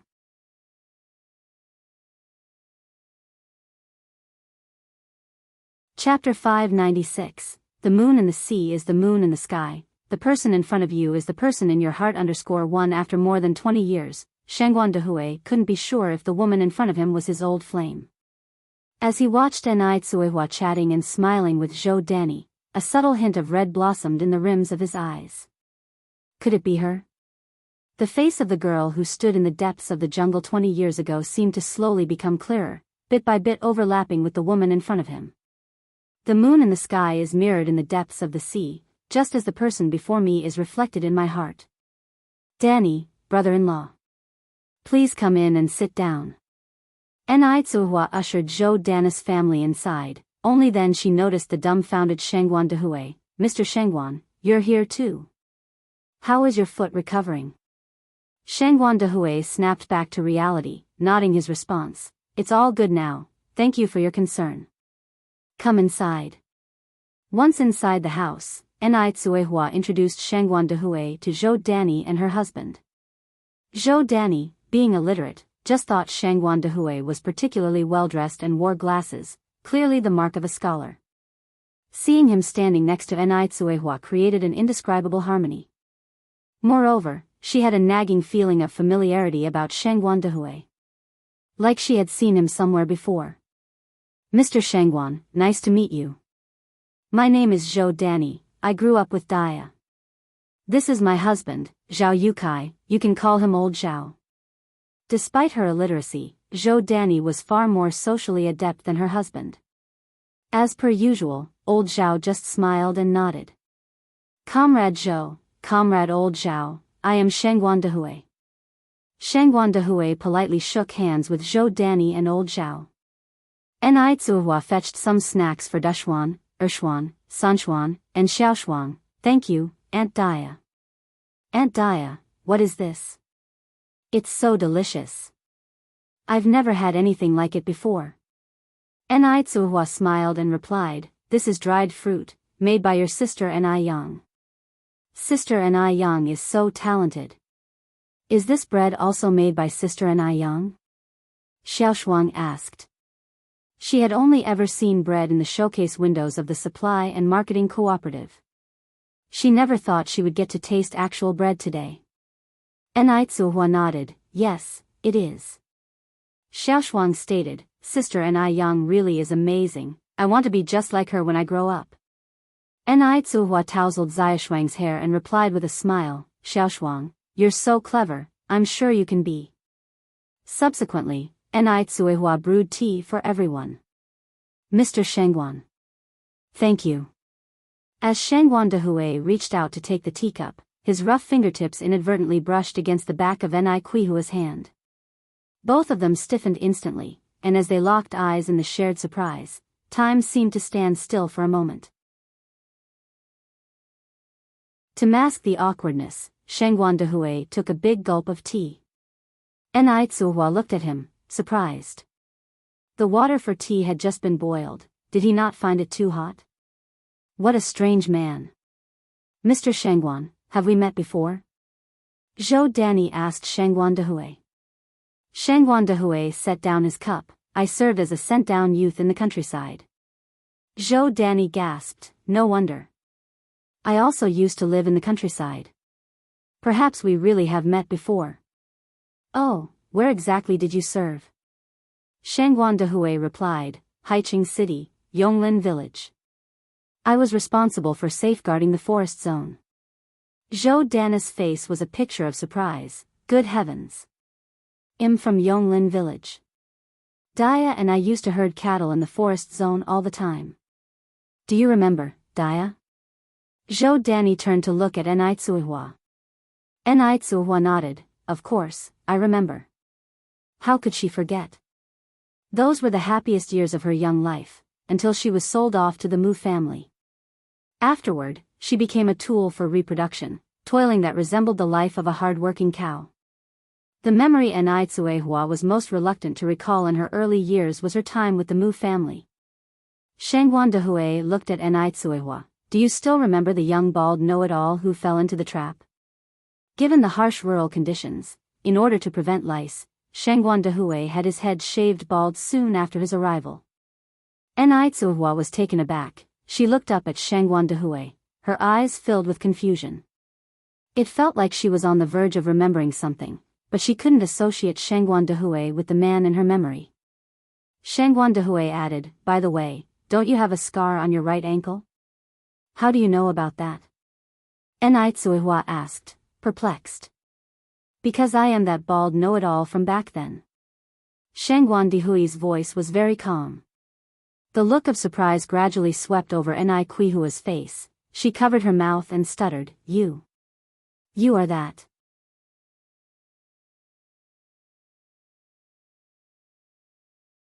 Chapter 597. The moon in the sea is the moon in the sky. The person in front of you is the person in your heart _2. Many years had passed, and Enai was about to forget that segment of her memory. Looking at the refined Shangguan Dehui in front of her, it was impossible to link him with the shaven-headed, goatee-wearing, rascal-looking boy from her past. In fact, Enai was very scared of Shangguan Dehui back then. Because his appearance was like a bandit in the movies, his actions were also. That's why, Enai, after saving someone, did not even have time to care about her foot injury and ran away hurriedly. Remembering it now, the scene was rather amusing.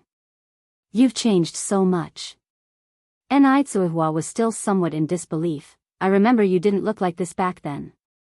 Everything around them began to blur. At this moment, all Shangguan Dehui could see was Enai.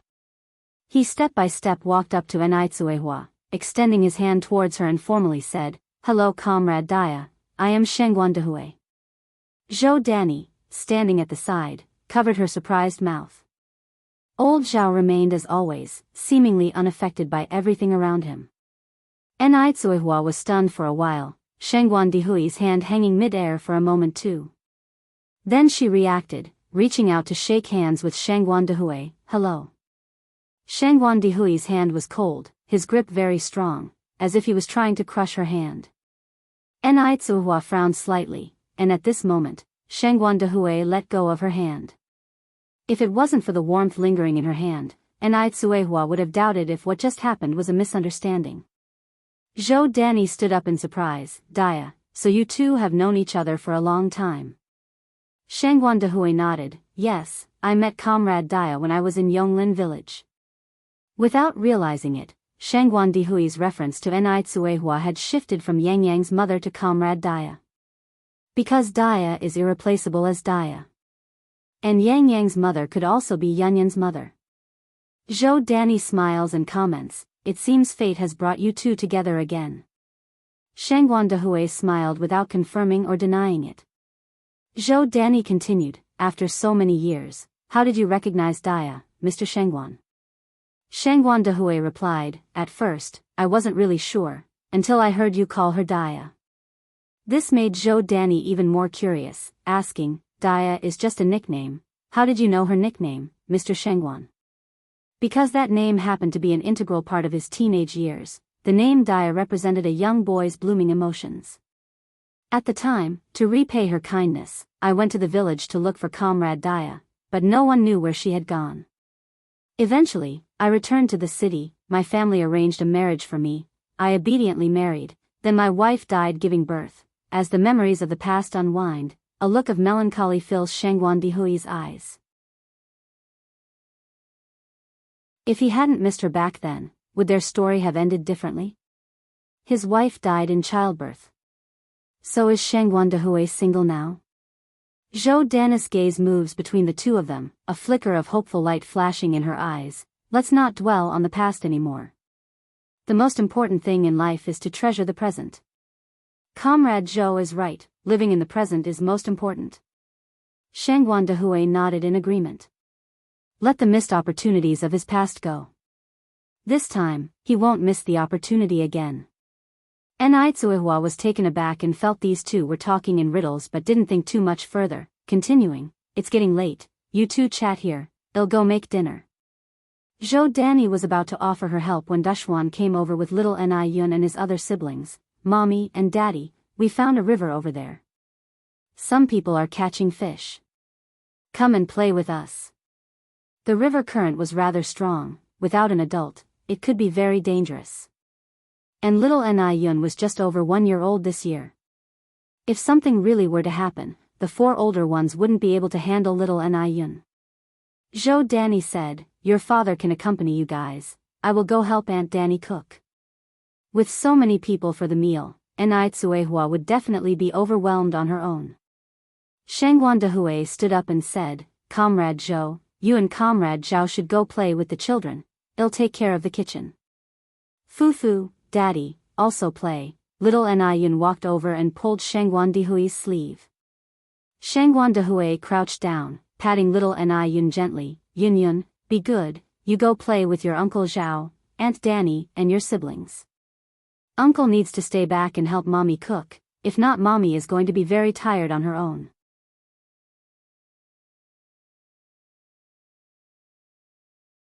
Chapter 598, The Moon and the Sea is the moon in the sky, the person before your eyes is the person in your heart _3.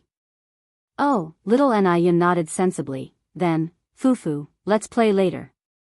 Shangguan Dehui grinned, alright, Uncle will take you to play later. Emichim. Zhou Danny turned to Shangguan Dehui, then, thank you in advance, Mr. Shangguan. Indeed, it had been quite some time since they had a family outing. They could take this opportunity to bring the children to play by the river. Moreover, it would afford Shangguan Dehui and Enrich some time alone. She noticed that Shangguan Dehui appeared to be rather interested in Enrich. Zhou Danny and old Zhao led the children out the door. Little Ni Yun, being small, had small steps as well. Therefore, Zhou Danny picked her up. Little Yun Yun, do you want a father? Yes. Little Ni Yun bobbed her head.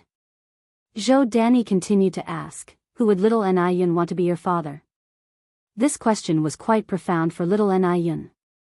She didn't quite understand, shaking her head. Zhou Danny turned her head towards old Zhao. Do you think Dia is a good fit with Mr. Shangguan? Old Zhao scratched his head. They do seem quite suited for each other, but wouldn't a family like theirs place a lot of importance to their social standing? Old Zhao was an honest man, and his take on issues was fairly in-depth. Enrich indeed had good prospects. But the fact that she was a sole proprietor was something that no one could change. Old Zhao, being a sole proprietor himself, knew all too well the disdain people had for sole proprietors. Upon hearing this, Zhou Danny sighed. She then added, so what if she's a sole proprietor? She hasn't stolen or robbed anything. If Shangguan Dehui ever dares to belittle Dia, I'll cut him down with a knife. Shangguan Dehui rolled up his sleeves and arrived at the kitchen. Comrade Dia, can I assist you with anything? Enrich laughed and replied, there's no need, I can handle it myself. From Shangguan Dehui's appearance, it was clear he wasn't accustomed to kitchen work. He was probably just being polite. In those days, the notion of male superiority had not completely vanished. So far, Enrich only knew one man, Mo Chishan, who was genuinely willing to cook. Therefore, Mo Chishan had always been her ideal son-in-law. Shangguan Dehui continued, Comrade Dia, do not underestimate me. Back when I was a youth in the countryside, I was the top chef. Really? Enrich seemed genuinely surprised. Of course. Shangguan Dehui naturally took over the carp from Enrich hands and started to prepare it. Enrich then said, to be honest, You've really changed a lot. She had a hard time reconciling how the former troublemaker became an educator. I was a bit. Shangguan Dehui didn't stop working, but turned to look at Nai Tsuehua. I must have scared you back then, didn't I? Nai Tsuehua paused while washing the vegetables. It was all right. Actually, after she pulled Shangguan Dehui out of the pit, a minor incident had occurred. The young Shangguan Dehui was such a wild card. He was the ringleader of his circle. Otherwise, why would he have been sent to the countryside? Or scared Nai Tsuehua away? The first time Shangguan Dehui laid eyes on Nai Tsuehua, he was stunned. His blood began to boil, making him dizzy, and he immediately pinned her to the ground, threatening, "Don't move." In the end, under a surge of hormones, he even kissed her while she was still pinned to the ground. Pure-hearted Nai Tsuehua had never experienced anything like this. Moreover, it was the conservative 1960s, and she was so scared that she pushed Shangguan Dehui away and ran off without looking back. Actually, that was Shangguan Dehui's first time behaving like that with a girl. He didn't even understand his feelings at the time. So, after Nai Tsuehua ran away, his legs felt weak. He didn't even have the strength to chase after her. Shangguan Dehui then said, "After you disappeared, I searched for you for a long time." Nai Tsuehua, silent, continued washing vegetables. Shangguan Dehui continued, "Where did you go? What happened during all these years?" "I got married." Nai Tsuehua replied matter-of-factly. Regrettably, the person she married wasn't a good partner. Shangguan Dehui's lips moved, but he changed the subject. Should this fish be cut into chunks or slices? Just chop off the fish head. Well, make a fish head tofu soup. Nai Tsuehua cut the tofu into pieces and placed them in a ceramic bowl. Understood. Shangguan Dehui nodded. As they washed their hands and prepared the soup, the two worked together harmoniously.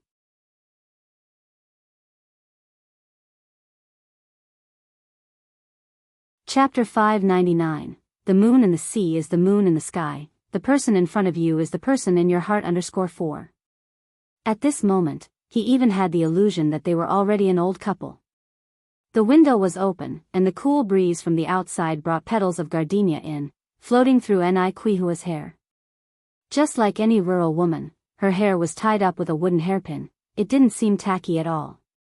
A strand of hair fell from her forehead, elegant and virtuous. Don't laugh at her for going gray. Time doesn't defeat beauty. The wild cells inside Shangguan Dehui that had been stagnant for years were stirring again, but he had to suppress them. This time, he couldn't scare her off, no matter what. The tension between them gradually eased. Being with Shangguan Dehui made Nai Tsuehua feel an unprecedented sense of relaxation. Their conversation also became more casual. Nai Tsuehua said, "Are you really a teacher now?" Nai Tsuehua, who didn't know the truth before, thought Shangguan Dehui was quite suitable to be a teacher, but now, she always felt something was off. Really? Shangguan Dehui continued, "After returning to the city, I got into college, then I continued to pursue my master's and doctoral degrees, and finally stayed in school to teach." Even he didn't expect that the once leader of Sijio City would become a teacher. Time is indeed a magical thing. Nai Tsuehua jokingly said, "Doesn't your principal fear you might mislead the disciples?" Shangguan Dehui replied, "Dia, you shouldn't be prejudiced. I have rehabilitated a long time ago. There's a saying, isn't there, a prodigal who returns is more precious than gold." Nai Tsuehua looked at him and refuted, "Shangguan Dehui, don't forget there's also a phrase, leopards never change their spots." Petals were scattered all over the courtyard, and the kitchen was filled with delicious aromas. At noon, Nai Tsuehua prepared a feast. She originally intended to roast a chicken, but since she was unsure of controlling the temperature of the bakehouse, she decided to marinate it for Nai Yang to roast when she returns in the evening. Today marks the first month since the restaurant's opening, and Nai Yang was still spectating at the restaurant. The business has been operating for a month, and with enthusiastic service and delicious dishes, the restaurant had a lot of loyal fans and returning customers. Yet, there was only one VIP customer. Yang Yang. A male voice suddenly rang out from behind. Ni Yang looked back and saw Chen Jitsong, who was holding a bouquet of bright red roses. "Mr. Chen. This is for you." Chen Jitsong handed the roses to Ni Yang. The Westerners believe that roses symbolize love and sincere, pure affection. Ni Yang didn't reach out to accept them. "I'm sorry, I already have a boyfriend." Previously, she accepted Chen Zikang's flowers because of the restaurant's grand opening, hoping for good luck. However, it's different today. Chen Jitsong had made it clear that roses stand for sincere, pure love. In these circumstances, if Ni Yang continued to accept his flowers, it could easily be taken the wrong way. Chen Jitsong argued, "I know you have a boyfriend, you've already told me. But having a boyfriend doesn't mean I can't give you flowers." And nothing stops him from pursuing her. He simply doesn't believe that Ni Yang's boyfriend could be any better than he is. In terms of looks, he is not bad. He had countless foreign women chasing after him when he was abroad. As for background, he comes from a reputable family in Beijing. Choosing a potential partner is all about looks and background, right? With both in his favor, what could Ni Yang possibly be discontented with? That was why, on the day the restaurant opened, Chen Jitsong boldly bet that he would win Ni Yang over. Ni Yang replied, "But I can't accept it." "Why?" "I've said I don't mind." Chen Jitsong was somewhat puzzled. Ni Yang was indifferent, "But I do." "What are you concerned about?" Chen Jitsong was confused. If he didn't mind, what was there for Ni Yang to worry about? Being concerned about having another suitor? And don't women usually feel more superior the more suitors they have? Why couldn't he see any superiority on Ni Yang's face? Ni Yang continued, "Because my boyfriend would be jealous." Chen Jitsong asked, "So you are not accepting these flowers?" Ni Yang shook her head, "Mr. Chen, you don't need to waste your time on me, because I really love my boyfriend very much." Chen Jitsong nonchalantly said, "You love yours, and I pursue mine. Romantic freedom is now the norm and no one can interfere with me. Besides, having an extra suitor gives you another option. I think that's pretty good. Times have changed, there's no need for girls to be so conservative."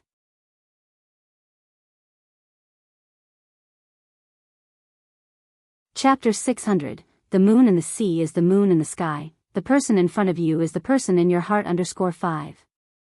Having come back from studying abroad, he speaks his mind without mincing words. Chen Jitsong firmly believes in one phrase. There's no flower that can't be pried away by a hoe, only a hoe that isn't trying enough. In his determination, he believes that he will inevitably pry Ni Yang away from her roots. Chen Jitsong is full of confidence in himself. Ni Yang said, "Time is money. Rather than wasting time on the impossible, better to use it to do something meaningful. If something is impossible from the start, it is best to clarify it once and for all." Ni Yang dislikes ambiguity. Chen Jitsong spoke bluntly, "We could start as ordinary friends. For me, the most meaningful thing now is to win you over. This may make it impossible for me to be friends with you." Ni Yang was also straightforward. Chen Zikang's intentions are clear. If she agreed now, things would become ambiguous. "Yang, I've found you more and more interesting. Better call me Ni Yang. And, I find you particularly uninteresting." In the past, Ni Yang didn't mind Chen Jitsong calling her Yang since they were friends. Now knowing his intentions, hearing him call her Yang made her uncomfortable. It simply felt strange. "Wow, you're this petty?" Chen Jitsong was somewhat taken aback. With a light tone, Ni Yang responded, "Yes, I am this petty. And, I strongly dislike ambiguity. I have things to do and can't keep you company." As she finished her words, she turned and headed for the upstairs office. Chen Jitsong watched Ni Yang's retreating silhouette, his heart beating even faster. No wonder he liked her, she was even more irresistible when rejecting him. He could hardly bear to let her go. Chen Jitsong felt like surrendering on the spot. "How is it? This girl isn't easy to pursue, right?" Yang Kai walked over and patted Chen Zikang's shoulder. It's not easy. Chen Jitsang continued, but for me, it's only a matter of time. You guys get ready to wash my stinky socks. Yang Kai smirked. If I heard right, she just said she's cutting ties with you. Plus, she already has a boyfriend. Wake up. The one who needs to wash socks is you. Chen Jitsang elbowed Yang Kai in the chest. In this day and age, even people who are married can divorce. What's a boyfriend? The divorce rate in Beijing during the 80s had been gradually increasing. Nor was divorce considered as scandalous as in the past. Yang Kai responded, I think you're the sort who won't turn back until you hit a wall. Suddenly, Chen Jitsang seemed to remember something. Right, help me find out who Yang Yang's boyfriend is. Once he understands his rival, the better the opportunity to win the competition. Yang Kai looked at Chen Jitsang. Didn't she tell you to stop calling her Yang Yang? Chen Jitsang gave Yang Kai a punch. What's it to you if I call her that behind her back? As soon as Ni Yang returned to the office, she received a call from Ni Tsuehua. Since the telephone at home hadn't been installed yet, Ni Tsuehua had to call from the village's supply and marketing cooperative. Yang Yang, your Uncle Shengguan and Aunt Danny are here. Come home early tonight, and pick up some vegetables from the market on the way. Ni Tsuehua instructed on the phone. All right, Mom, I got it. Ni Yang naturally wouldn't neglect her guests. She hung up the phone and headed out immediately. She bought some vegetables and fresh fruits from the market, then got on her bike to go home. Even though Ni Yang was now a business owner, she remained frugal and still used her old big cross-beam bike, her only mode of transportation. She never enjoyed displaying her wealth. Honk. A small sedan suddenly pulled up in front of her. Ni Yang immediately hit the brakes. At that moment, the window of the sedan slowly rolled down, revealing a handsome face. Ni Yang, where do you live? I'll give you a ride. If it wasn't Chen Jitsang, who else could it be? No need. I'm fine going home on my own. Ni Yang directly declined. Chen Jitsang continued, Ni Yang, I don't mean anything else.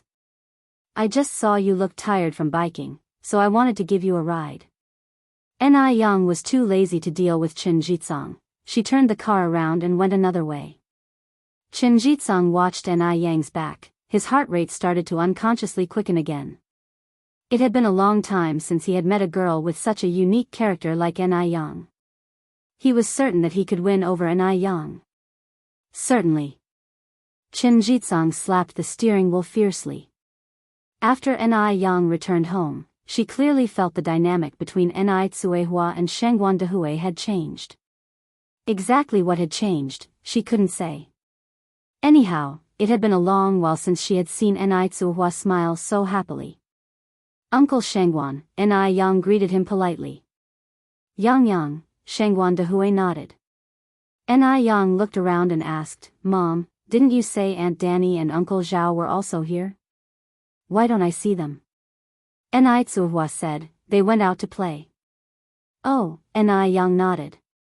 In the afternoon, Zhou Danny and old Zhao returned with the kids.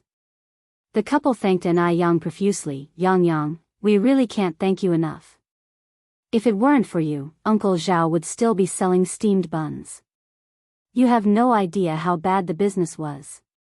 We couldn't even make a single yuan a day. To Zhou Danny and old Zhao, Ni Yang was like their family's benefactor. Ni Yang replied with a smile, Aunt Danny, Uncle Zhao, this is also due to your hard work and skills. I just played a small mediating role. If the steamed buns which you made were not delicious, who would buy them? I don't care, you're the savior of our family anyway. Ni Tsuehua listened on, baffledly. How did Ni Yang suddenly become the savior of Zhou Danny and her husband? Zhou Danny immediately explained everything to Ni Tsuehua. Bigya, you are so blessed for having such an excellent daughter like Yang Yang in this life. Shengguan Dehui, sitting aside, heard the whole thing and started looking at Ni Yang differently. It seemed that Big Ya's daughter was even more outstanding than he thought. By the way, Bigya, you just mentioned that the newly renovated house next door belongs to you, right? Yes, Enitsuihua nodded. The interior has been renovated, but Yang Yang said we should let it air out. So we have not moved in yet and plan to do so when the weather turns cold. Zhou Danny continued, then, Bigya, you must take me to see your new house. Sure, Enitsuihua said, come with me. The two sisters walked arm in arm toward the new house next door. Old Zhao quietly followed behind the two, playing the role of an invisible man. In a blink of an eye, only Ni Yang and Shangguan Dehui were left in the room. Yang. What's the matter, Uncle Shangguan? Ni Yang looked up at Shangguan Dehui. Shangguan Dehui said, Uncle has a presumptuous request. Go ahead. Shangguan Dehui hesitated for a moment, then said, if you're free tomorrow morning, could I invite you for a meal? It was obvious that Bigya cherished her daughter very much, so some things had to be approved by Ni Yang first. Ni Yang nodded, sure. The next day, Ni Yang arrived on time at the restaurant where she was supposed to meet Shangguan Dehui.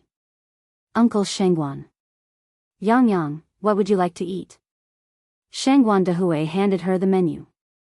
Ni Yang casually ordered a few dishes, closed the menu, and said, Uncle Shangguan, the reason you asked me here today is that you have something to say to me, right? Having been bluntly called out by Ni Yang, Shangguan Dehui wasn't embarrassed, he just nodded directly. Uncle Shangguan, feel free to speak your mind.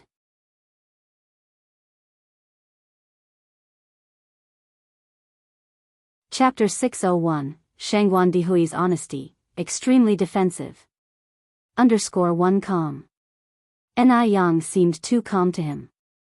Shangguan Dehui even had the illusion that Ni Yang already knew what he was going to say. Although the kid was only 18 years old, she gave Shangguan Dehui an inexplicable sense of oppression, the kind of feeling a guilt-ridden student has when seeing their teacher, but he was supposed to be that teacher. Shangguan Dehui picked up his cup and took a sip of tea, trying hard to calm himself down as he carefully chose his words in his mind. Ni Yang didn't rush either, gently stirring the coffee in her cup, not saying anything before Shangguan Dehui spoke. Although the atmosphere was quiet, it was not awkward. It wasn't until all the dishes were served that Shangguan Dehui finally spoke, Yang. Yes, go ahead. Ni Yang put down the silver spoon in her hand and looked up at Shangguan Dehui. Looking directly into the other person's eyes when speaking shows basic respect. Since Shangguan Dehui had something important to tell her, she naturally had to show the respect a junior should have. Yang, your mom and I actually met more than 20 years ago when I was a young laborer at a logging farm, Shangguan Dehui calmly told Ni Yang about his past with Enitsuihua, of course, omitting the part where they fooled around. Later, I went to many places looking for her. Maybe it was fate that we didn't end up together. After a fleeting glimpse, I never saw her again. Gradually, Shangguan Dehui was no longer nervous. Throughout the process, Ni Yang didn't show any particular emotions. She was always calm and quiet, like a listener. No wonder Enitsuihua and Shangguan Dehui got along so well yesterday. So it turns out that they knew each other years ago. Fate really is strange. Shangguan Dehui continued, my name is Shangguan Dehui. I am 43 years old and currently teaching at Tsinghua University. My mother still lives. I have 2 children, a set of twins, a boy and a girl. My wife died in childbirth years ago. I am now single and I would like to pursue your mother, Enitsuihua. That's right. He wanted to pursue Enitsuihua. He didn't want to leave any regrets from the youthful years that had passed more than 20 years ago. Ni Yang was taken aback. Even though she was prepared, she didn't expect Shangguan Dehui to be so direct. Love is between 2 people. As children, they have no right to interfere with their parents' love. The reason Shangguan Dehui told her all this was to seek the approval of this daughter, which shows that Shangguan Dehui respects Enitsuihua and values this relationship very much. The most important thing in love is respect. This also proves that Shangguan Dehui is not a selfish man. If he was selfish, he wouldn't have told her all this. Ni Yang gave a slight smile, Uncle Shangguan, the most important thing in a relationship is mutual consent. I'm not my mom, I can't speak for her, let alone make decisions for her. So, I think you're going to have to talk to her about this. Ni Young was speaking from the heart. She won't interfere with Ni Quihua's emotional life. As long as the other person's character is good and has no ulterior motives, even if Ni Tsuehua falls in love with a beggar, Ni Young won't object.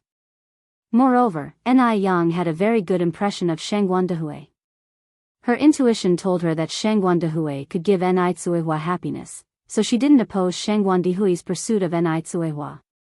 For a moment, Shangguan Dehui began to question his own hearing and vision. Isn't Ni Young angry? He wants to pursue Ni Tsuehua, and Ni Young isn't angry at all? He had seen many single-parent families, where the children would oppose when one parent wanted to find a new partner, including the time with Lin Feng, when Chang Yu even showed a little resistance. He originally thought that Shangguan Su and Shangguan Shi were already quite sensible children. However, it turned out that Ni Young was even more sensible than them. Shangguan Dehui was even prepared for Ni Yang's opposition and had thought of what to say to persuade her. So, Yang, you're not against me pursuing your mother, are you? No, I'm not. Ni Yang continued, she's had a hard enough life in the former half, I hope the latter half could be a little sweeter for her. But, there is one thing I want to say first. As she reached this point, Ni Yang hesitated for a moment. Go ahead, Yang. Ni Yang said, my mother is a person with a simple personality. Otherwise, she wouldn't have been cheated so horribly in the first half of her life. Uncle Shangguan, if you can win her heart, please make sure to treat her well. If not, I can do anything. This sentence carried a hint of warning.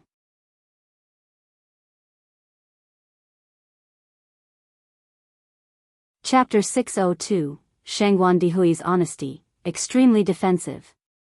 _2. At that same moment, Ni Yang bent the silver spoon in her hand with one hand. She was not joking. If Shangguan Dehui dares to bully Ni Tsuehua, she will make him pay a price. Shangguan Dehui seemed not to have expected this from Ni Yang, and he was taken aback for a moment.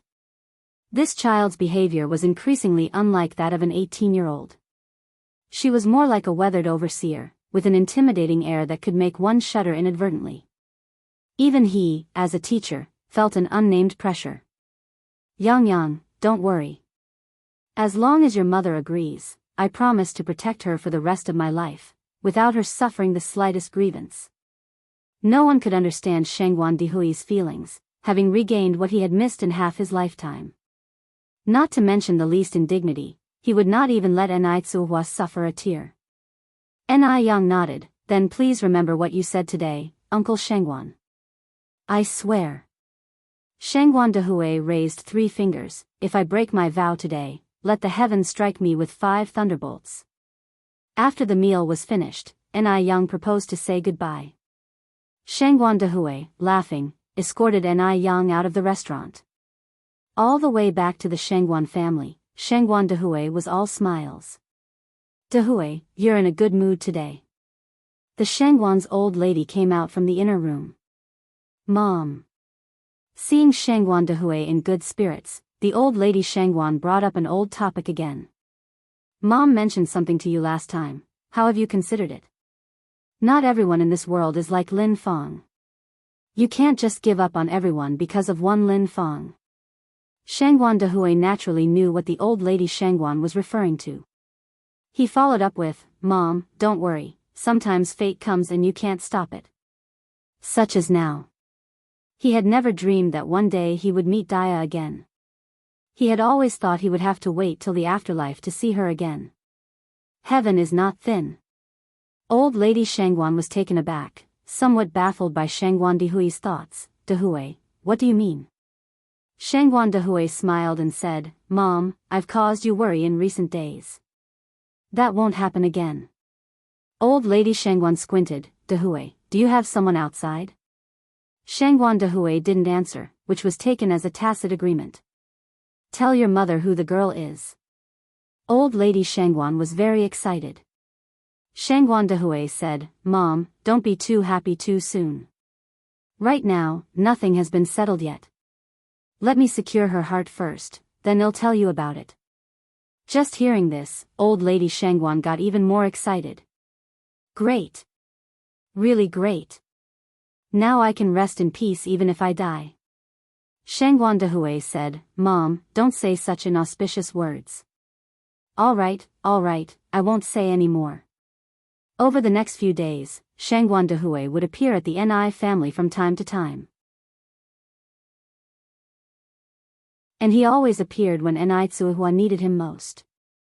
For instance, when the house's fuse burnt out, Ni Yang was not at home, no one could change it. Or when little Ni Yun was calling for her, but there's still porridge stewing in the pot. Ni Yang was often not home, and a man was indeed needed around the house. Although Shangguan Dehui was a teacher and bore a scholarly air, he was no pushover.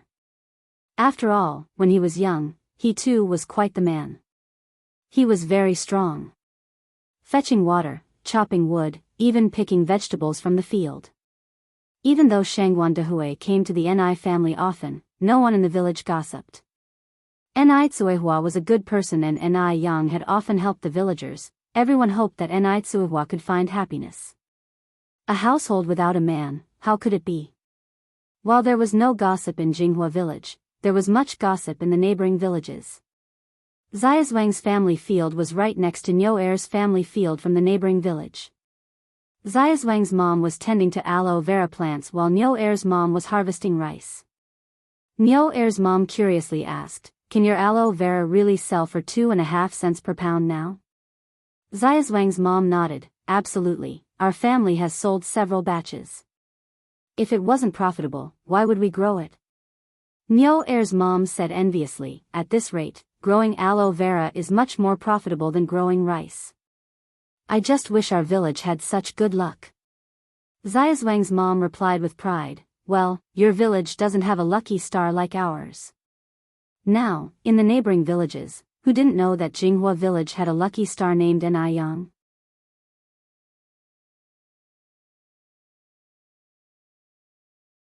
Chapter 603, Shangguan Dehui's Honesty, Extremely Defensive. _3. Niu Ermama continued, I heard the mother of your village's lucky charm likes to flirt with men. Xiaozwang's mom, Xiaozwang's dad is young and vigorous, and good-looking too. You better watch out. You mustn't let him be hooked away by some vixen from elsewhere. These words had a hint of instigation in them. If the person was gullible, they would be easily swayed. In fact, Niu Ermama came specifically to stir things up. Recently, Ni Tsuihua had been getting close with Shangguan Dehui, which she could use to her advantage. Now, everyone was making money in Jinghua village, who wouldn't be jealous? If the villagers of Jinghua village fell out with Ni Tsuihua, she would have to move out. At that time, they could step in and the lucky charm would become theirs. Niu Ermama was the village chief's daughter-in-law. Her plotting was ingenious. Xiaozwang's mom wasn't a fool either. She immediately retorted. Pa. Zhang Yinfeng, don't think that I don't know what you're thinking. Before you even bend over, I know you're about to talk shit. Trying to trick her? No way.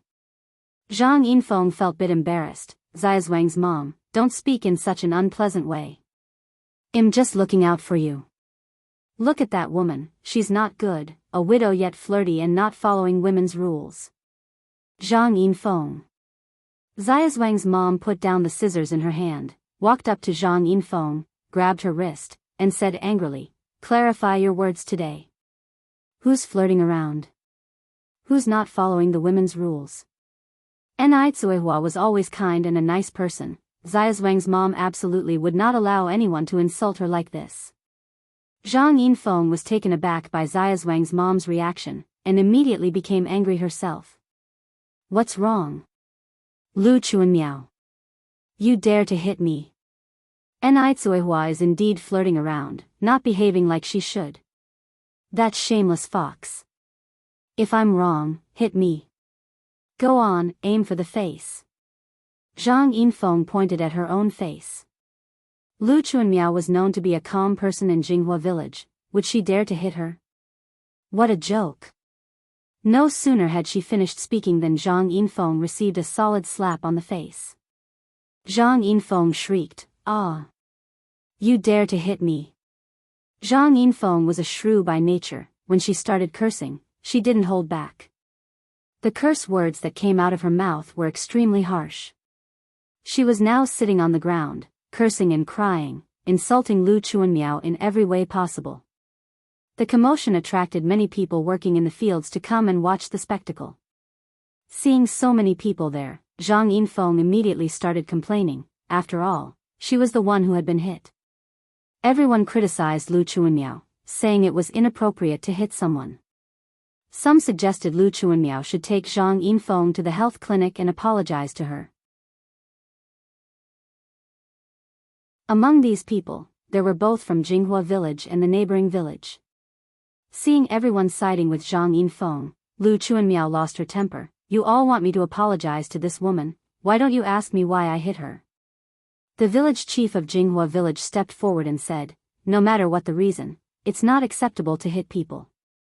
Comrade Zhang Yinfeng, rest assured, the people of Jinghua village are reasonable." Hearing this, Zhang Yinfeng immediately perked up, pretending to be in pain on the floor, demanding that Lu Chuanmiao take responsibility. "Pa! I am responsible for your mother." Lu Chuanmiao looked at the village chief. "Chief, do you know what this woman said about Yang Yang's mom? She called Yang Yang's mom a fox, accusing her of flirting and not following women's rules." Upon hearing this, the village chief's expression changed instantly. The villagers around also changed their faces, standing behind Lu Chuanmiao one after another. She dared to insult Enrich. Enrich was their village's Lucky Charms mom. No wonder Lu Chuanmiao couldn't stand it. However, Zhang Yinfeng didn't realize she was in the wrong and continued to stir the pot. "What? Can't call a fox a fox.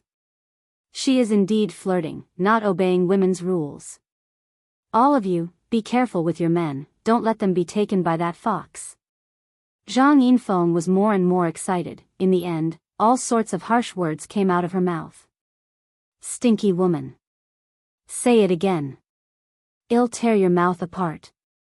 The villagers who were originally helping Zhang Yinfeng suddenly rolled up their sleeves and charged forward, looking like they were about to beat her up. Zhang Yinfeng was taken aback, quickly stood up and hid behind the village chief. "Chiefly, look at these unruly people in your village. You have to stand up for me."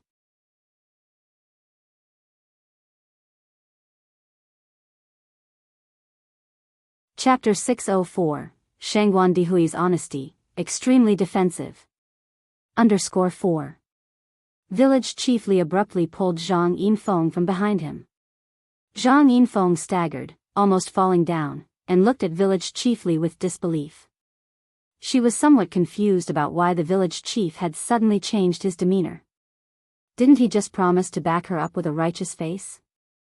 Village chief Li looked down at Zhang Yinfeng and angrily said, "Comrade Zhang Yinfeng, would you care to explain? What do you mean by scheming and deviant behavior? What do you mean by not following woman's virtue? Comrade Enrich is single now. As a single woman, she has every right to choose her own happiness. China has been liberated for decades. Do you still think we're living in the Qing dynasty where widows must live a life of chastity? If I recall correctly, your own younger sister just remarried a short while ago. So by your standards, she's a seductress, isn't she? If she's a seductress, what does that make you? A seductress sister? Comrade Zhang Yinfeng, do you know what you're doing is called? It's called slander. It carries legal consequences." When the village chief finished his speech, the rest of the villagers of Jinghua village echoed, "Exactly, what era are we living in? Male and female equality, freedom of love has long been established. Zhang Yinfeng only knows how to criticize others. She does not even see her own sister. I remember that her sister was being flirtatious with several men even when her husband was still alive. She was even caught in bed by her mother-in-law." "Really? Are you serious?" "Absolutely." Listening to these words, Zhang Yinfeng's face turned red with embarrassment. She originally planned to disrupt the harmony within the village, but she ended up embarrassing herself. But Zhang Yinfeng is not the kind of person who would easily admit defeat, and Ai Tsuehua is indeed a seductress. Shameless. You all don't know a good person's heart. You will regret this one day. Zhang Yinfeng's behavior thoroughly angered the villagers of Jinghua village. The crowd rolled up their sleeves, appearing ready to punch Zhang Yinfeng. Zhang Yinfeng. Say it again if you dare. Whoever dares to cross Yang Yang's mother will have to cross me, Zhou Dalan, first. I think this woman deserves a good beating. Give her a good beating and she will behave. You are the seductress, your whole family are seductresses. You embarrassing creature. Zhang Yinfeng was dumbfounded. She never expected that village chief Li and the villagers would back up Ai Tsuehua so forcefully. On the other hand, even though she has been bullied to this extent by the villagers of Jinghua village, her own villagers did not even dare to fart in protest. It's not that they didn't want to back Zhang Yinfeng up, but that Zhang Yinfeng was simply in the wrong. Who told Zhang Yinfeng to provoke those she should not have in Jinghua village? Wasn't she asking for it? Zhang Yinfeng backed off while sitting on the ground. Village chief Li continued, Zhang Yinfeng, let's put an end to this incident. If we hear you slandering comrade Ai Tsuehua again, we in Jinghua village will not let you off easily. Okay, everyone disperse, go back to work. Zhang Yinfeng was pissed as hell. When has she ever lost an argument in their village? And this time, she lost so miserably. That's it? Lu Chuanmiao from your village slapped me, and you're just calling it quits. Do you think I'm that easy to bully? Zhang Yinfeng rolled up her sleeves and stood up from the ground. The village chief glanced back at Zhang Yinfeng. She slapped you? So what? You aren't satisfied? If you aren't, then swallow that dissatisfaction. I'm telling you. People from Jinghua village are not so easy to bully. If there's a next time, it ain't gonna be as simple as a slap. If something happens, we people of Jinghua village will bear it together. The villagers behind the village chief said, right. Well, bear it together. If you dare, say it one more time. At this time, Zhang Yinfeng could only choose to back down. A wise man knows when to retreat. Why can't the villagers in her village be as united as those in Jinghua village? Why couldn't she be a resident of Jinghua village? Zhang Yinfeng walked away with her tail between her legs in disgrace. Meanwhile, Lu Chuanmiao walked amidst the crowd like a hero. Xiaozwang's mom, that slap was so satisfying. What does Zhang Yinfeng think she is, that she can create discord like that? Zhang Yinfeng deserves to be beaten. The village chief walked in front and looked back. What happened today? Let's keep it to ourselves. As if nothing happened, so as not to stress Yang Yang's mother with unnecessary burdens. Village chief, what are you saying? Are we such ignorant people? Exactly, Yang Yang's mother finally found someone good to live with, we can't scare him away.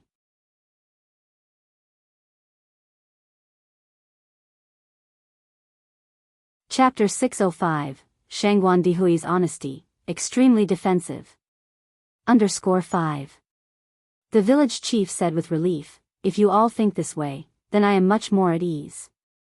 In the Ni family home. After Ni Yang came back from town, she took a spray can and began watering the plants in the courtyard of the new house. While filling the watering can, she revealed a slender and fair wrist. A translucent jade bracelet on her wrist shone brightly under the sun. Ai Tsuehua curiously asked, Yang Yang, when did you buy this bracelet? It's so beautiful. Ni Yang was taken aback for a moment, then she said, I forgot to tell you, this bracelet was given to me by Grandma Lu. Ai Tsuehua seemed very surprised, this bracelet looks like it's worth a lot.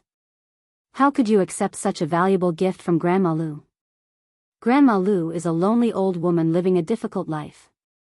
This bracelet might be the most valuable thing she has. Ni Yang explained the situation to Ai Tsuehua. After understanding the ins and outs of the matter, Ai Tsuehua nodded, since this is a token of affection from Grandma Lu, then you should cherish it. Grandma Lu is alone, so we have to be kind to her in the future. Enrich has never been one to take advantage of others. Now that the bracelet couldn't be removed, all she could do was to treat Grandma Lu even better. Yes, Mom, I understand. Yang continued, Oh, Mom, I have something to do tonight, I might have to go out later. Enrich looked a bit perplexed, going out? It's almost 6 o'clock, where are you going? To town. Yang answered. Do you want me to accompany you? It's already very late. Enrich seemed a bit worried. You don't have to. Yang shook her head, I can manage on my own. All right then. Enrich proceeded, remember to come home early. Today is the 9th of the lunar month September. If Yang remembers correctly, today is the day when the master's eldest apprentice had an accident. Although the master and his wife practice traditional Chinese medicine, they still have an willful son who is fond of the martial arts. Big brother succumbed to his death while working as a bodyguard for a wealthy person, in a confrontation with a gangster. In Yang's memory, these incidents were quite serious. 2 people died then, one being Big Brother, and the other being his employer. In the dim night, Yang was biking along the road. Stop the car. Zheng Xianjing, who was in the back seat, suddenly told the driver to stop. Upon hearing this, the driver immediately halted the car. I have something to handle, you go back first. Zheng Xianjing picked up the beige coat on the back seat, got out of the car, and looked back at the driver. Sure, miss, the driver nodded. Zheng Xianjing asked the driver to stop because she saw Mo Baichuan. Having recognized Mo Baichuan as Mr. Mog, she would not miss any opportunity to interact with Mo Baichuan. Brother Baichuan. Zheng Xianjing approached him and held Mo Baichuan's arm. Xianjing. Mo Baichuan's gaze shifted from the figure at the end of the street. Zheng Xianjing squinted slightly and involuntarily looked in that direction. Upon looking, her pupils contracted slightly. It's her. Yang. The same girl whose hair the dead wife had used for identification. Zheng Xianjing hid her appearance well and asked softly, Brother Baichuan, what are you doing here so late? He's waiting for me. Just then, another woman's voice appeared in the air. When Zheng Xianjing looked up, she saw a confident woman with heavy makeup.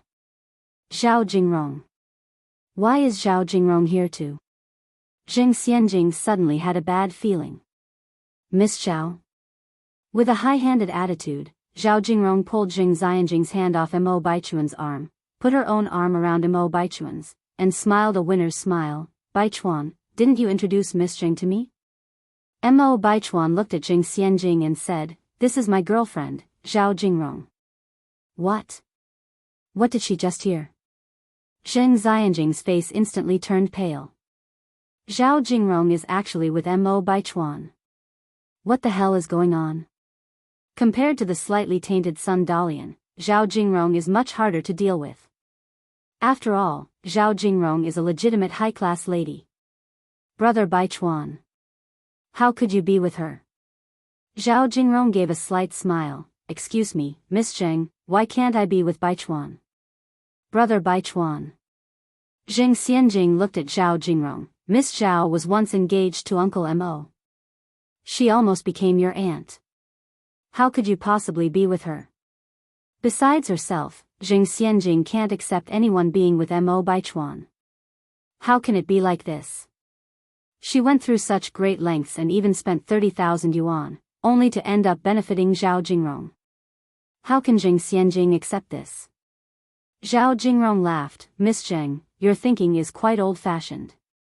The Zheng family is not without resources, why don't they expose Miss Zheng to the world outside? As you said, I was once engaged to Mo Qishan. Since the engagement was terminated, naturally, men and women can marry whoever they wish. Do I need to inform you, Miss Zheng, who I choose to be with? Or are you saying, Miss Zheng, you have inappropriate thoughts about other people's boyfriends? Zhao Jingrong's last sentence was laced with a mocking smile. She's not easily messed with. It won't be so easy for Zheng Xianjing to try to steal Mo Baichuan from her. Zheng Xianjing's face turned from white to red. She turned her head to look at Mo Baichuan. Brother Baichuan. What the hell is going on? Grandma and Grandpa Mo would never approve of you two being together. That's none of your concern. Mo Baichuan broke his silence. He wants to be with Zhao Jingrong. If Mo Qishan can be with Ni Yang, then why can't he be with Zhao Jingrong? Didn't Ni Yang say that she and Mo Qishan truly love each other? He wants to see how long those two can keep up their act. Zheng Xianjing was almost dying of rage. Brother Baichuan, how can you be like this? This is wrong. Baichuan, let's go. Zhao Jingrong looked at Mo Baichuan. Okay. Mo Baichuan nodded. Brother Baichuan. Zheng Xianjing reluctantly clung to Mo Baichuan's clothes. Zhao Jingrong turned around and pried Zheng Xianjing's hands off finger by finger. Miss Zheng, if you still have some dignity left, stop making a spectacle of yourself. Even if you don't care about your reputation, Madame Zheng still does. Zheng Xianjing was shivering with so much anger that she could only watch Zhao Jingrong lead Mo Baichuan away. No. She absolutely cannot lose to Zhao Jingrong. Zheng Xianjing looked at the retreating figures of Zhao Jingrong, her eyes like venom. The nights in September are already a bit chilly, particularly at nightfall. Ni Yang tightened her beige coat as she walked toward the alley up ahead. The silver-white moonlight dusted her body with a layer of radiance. The alley was silent, without even the sound of insects. Ni Yang had already been waiting here for a long time, but there was still no one in sight. Just as she was about to wonder if she had gotten the date wrong, the sound of hurried footsteps echoed in the alley. Thump, thump, thump.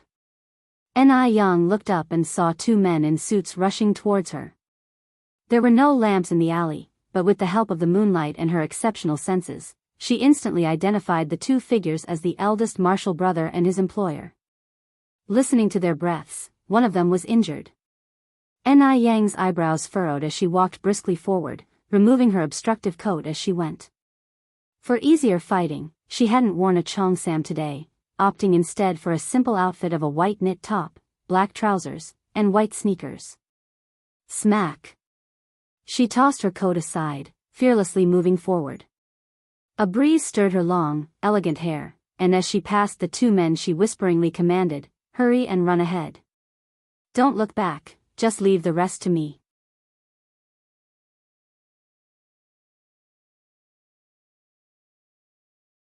Chapter 606, A Night of Terror, Snatched from the Jaws of Death, Second Update, _1 Ni Yang's words had just fallen when one of them noticeably hesitated, raising his head to look at Ni Yang. His eyes were sharp as a sword, making it somewhat hard to breathe. In the moonlight, you could vaguely see a pale face. Ni Yang lightly raised her eyebrows. In her past life, she had seen a photo of her senior marshal brother. This man was not him. At this moment, a thug armed with a steel pipe suddenly rushed towards them. Under the moonlight, the steel pipe glinted frostily. If one were hit in the head with it, their brains would scatter all over the place. They would be killed on the spot. Ni Yang didn't give the thug a single glance before she suddenly kicked up, hitting the thug's jaw. Bang! The thug's figure instantly fell to the ground, his steel pipe flung into the air by the ruthless force. Ni Yang, seemingly devoid of any thought, casually reached out and accurately caught the steel pipe that was falling from midair. Her actions were incredibly cool.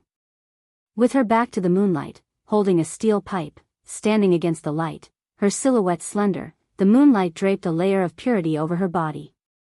She had a strong yet chilling aura about her. Her face was not clearly visible, but people didn't dare to look straight at her, they were awestruck with fear. After that man took a glance at Ni Yang, he quickly averted his eyes and said to the person beside him, "We should leave, quickly." The weakness that he was unable to conceal lingered in his gentle voice. It seemed like he could fall down at any moment. Okay. The other man nodded, helping the man as they quickly ran towards the alley entrance. At this point, Ni Yang took out a bottle of pills she had on her, and without looking back, she threw it behind her, take this with you. The small bottle of pills accurately landed in one man's jacket pocket. The man was slightly stunned, but he didn't stick around. He ran off immediately without looking back. When the thugs saw the men run off, they wanted to give chase, but upon seeing Yang armed with the steel pipe, they hesitated. As they exchanged glances, they saw fear in each other's eyes and nobody dared to pursue them. Just then, a bulky man in his prime forcefully shoved his way through from the back. Go! What are you all waiting around for? We have so many people, are we scared of a single girl? Inspired by these words, everyone mustered up some courage to charge along behind the bulky man. Of course. Even with all their numbers, would they be afraid of a single girl? Yang revealed a faint smile. She swung the steel pipe in her hand and simultaneously performed a flawless backspin kick. Her moves were relentless, giving the thug no chance to hesitate. Bang! Bang! Bang! One by one, the thugs fell to the ground. The remaining people didn't dare to rush forward. They looked at the hefty man and said, "Brother Biao. What do we do?" As Brother Biao got up from the ground, he glanced at the end of the alleyway and then back at Yang. He wiped the blood from the corner of his mouth, then bitterly said, "Let's go." Immediately, everyone stumbled to their feet. All the while keeping their gaze on Yang, they retreated before ultimately fleeing in a cloud of dust. It's not wise to chase an adversary when he's at the end of his rope. Moreover, these people are real desperados. It's highly likely there are more people backing them up. Yang is alone and outnumbered. If she carelessly pursued them, she might end up in mortal danger. Now she just needs to ensure that her senior martial brother and his employer are safe. Yang picked up the coat on the ground and casually put it on. She walked back unhurriedly. The moonlight cast her long shadow on the ground. A black business car was parked outside. You couldn't see the inside of the business car from outside, nor could you hear any noise. The man lying on the plush leather sofa in the back seat was skinny and pale, with a noticeable bleeding wound on his waist. The middle-aged doctor was kneeling beside the man, frowning and saying, "Mr. Duss' condition is very serious at the moment, he needs immediate treatment." Hearing this, a tall man with a bronze complexion wiped the blood from the corner of his mouth and angrily yelled, "Well then, what are you standing around for? Save Mr. Du now." The driver in the front seat immediately started the engine, hurriedly heading towards the hospital. The doctor continued, "The hospital is 23 kilometers from here, and I'm not sure if Mr. Du can last that long." Damn!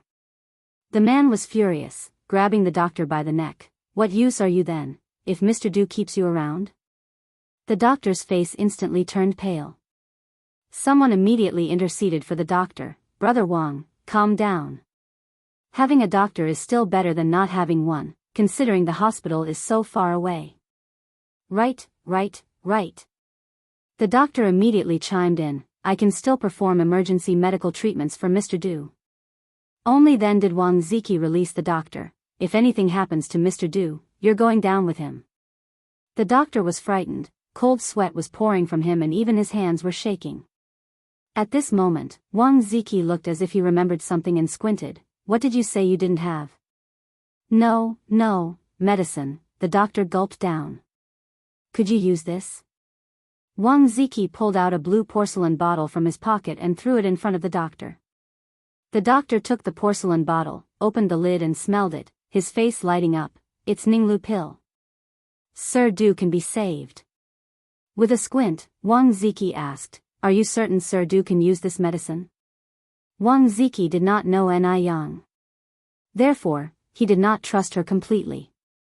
He dared not rashly use the medicine she gave to Sir Du. What if she was a mole sent by their rivals? Unexpectedly, the medicine she gave really worked. Who really is she?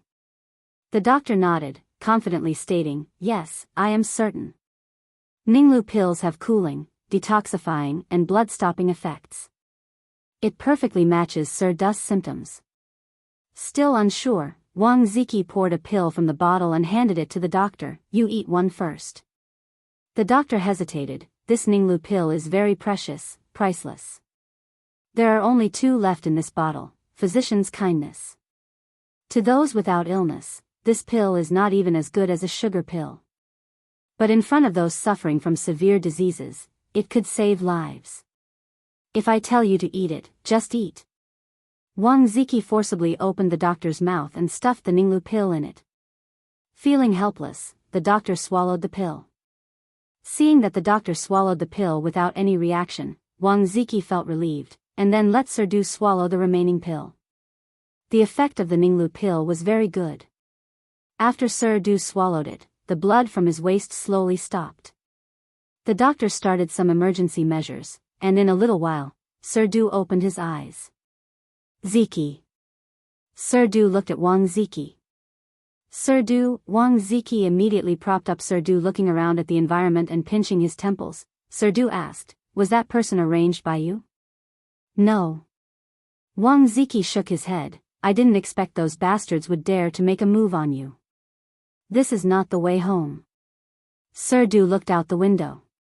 Wang Ziki continued, you are severely injured, we are going to the hospital now. Go back. What? Wang Ziki paused.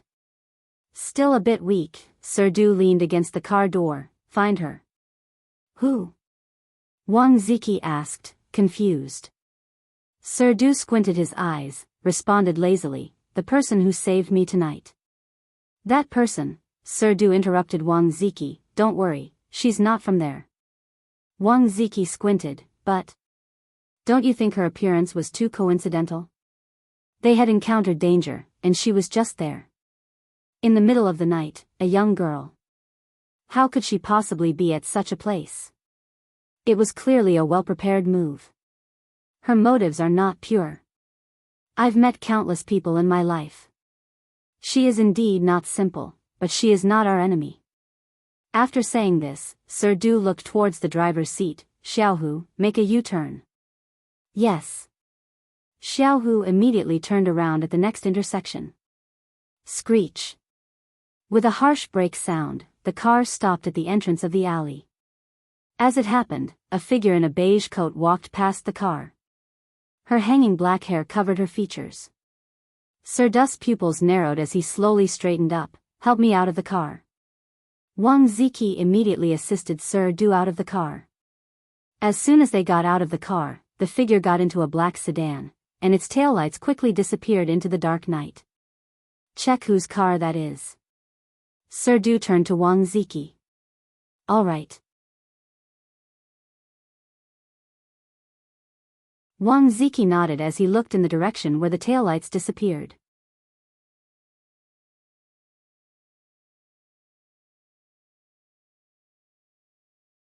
Chapter 607, Not the Ordinary Grandfather, Shangguan Dehui who proposed. _1 Sijio City isn't particularly large, but it isn't small either. If you're aiming to find out who owns a specific vehicle in just a fleeting glance, you wouldn't find it easy at all. Wang Ziki followed up, saying, leave the search to me. Master Du, you're still injured. How about we go back first? This Master Du was not just any other master. He came from Shanghai. His father was once the big shot in the famed foreign concessions there, so intimidating that even the military officials of that time didn't dare to provoke him. This Master Du also inherited his father's cold-bloodedness and ruthlessness. But sadly, all good things must come to an end. He was born sick and frail. His health wasn't good and even the doctors predicted he wouldn't live past 18. Against all odds, he survived past his 18th birthday and is now 30 years old. A wandering monk said that he must stay in Beijing for a year, and then he would be able to live a healthy life for the rest of his days. Unfortunately, he ran into this trouble soon after his arrival in Beijing. This night was inevitably going to be a sleepless one. By the time Ni Yang returned home, it was already past 2 in the morning, but the lights in the house were still on. As soon as she opened the courtyard door, Ni Tsuhua came out from inside. Yang Yang is back. Ni Yang was surprised. Mom, why are you still awake? Enrich said with a smile, I wasn't sleepy, I was just studying English. Parents' love is a boundless sea. She wasn't not sleepy, she was worried about Enrich. Enrich closed the courtyard door, it's already past 2 o'clock. In the future, if I go out, you don't have to wait for me. I am an adult and can take care of myself. Enrich nodded, then said, Yang, I've prepared the bath water for you. Go freshen up and sleep soon. Okay, said Enrich. Mom, you should go to bed soon too. Enrich had not only prepared the bath water but also rose petals and milk. Adding rose petals and milk to bath water can make the skin delicate, smooth, and fairer. Enrich always pays great attention to her skincare routine, and that's why her skin is so great. Although it was late, Enrich still enjoyed a luxurious rose-infused milk bath. By the time she got into bed, it was already past 3 o'clock. Because she had stayed up late, she didn't wake up until after 10 o'clock the next morning. Yang. As soon as she finished eating, someone outside was calling her. Enrich ran to open the door, only to see that it was Li Ronghua. After breaking up with Zhou Wenhua, Li Ronghua became more independent and radiant. Sister Ronghua. Yang, are you going into town later? I have the day off today and I want to go shopping in town. If you're going, we can go together. It's always nice for girls to have company, and Enrich just happened to live in Jinghua village. Yes, Enrich nodded. But I need to wash my hair first. I'll wait for you. Li Ronghua entered the yard with Enrich, and asked curiously, your family's new house is decorated so beautifully, when are you going to move in? Speaking of which, Enrich's new house had been finished for a while now. Enrich said, we plan to move in at the end of the year. Just in time to celebrate the new year there. Now that it's just been renovated, the smell inside the house is too strong. It's not good for children. Li Ronghua nodded, yes, Yun at your home is still so small. After washing her hair, Enrich went to change her clothes. She wore a pink cheongsam. Pink is a color that requires a certain charisma to pull off well. Worn without care, it would overshadow the person. But on Enrich, the color seemed to lose its shine. She matched it with a pair of beige high heels, which when walked in, exuded a great sense of vigor. The combination of pink and beige conveys a playful sophistication, balancing both vibrancy and innocence. Li Ronghua enviously said, Yang, every cheongsam of yours looks so good. Enrich laughed, if you want, I have more in my wardrobe. You can pick any you like. 80% of her daily outfit was cheongsams. Li Ronghua replied, no, thanks. Cheongsam is not for everyone. It looks good on you but not necessarily on me. Cheongsam is indeed one of the most demanding outfits. It requires not only a good face but also a good figure and charisma. Although she was pretty, she felt unsophisticated when she wore a cheongsam, unlike Enrich, who looked naturally graceful. The two took the tram to the city. Now, the business in the restaurant had basically stabilized, so Enrich didn't go there often. She mainly managed the accounts on scheduled days, evaluated performance, and occasionally would disguise herself as a customer to test the staff's service attitude.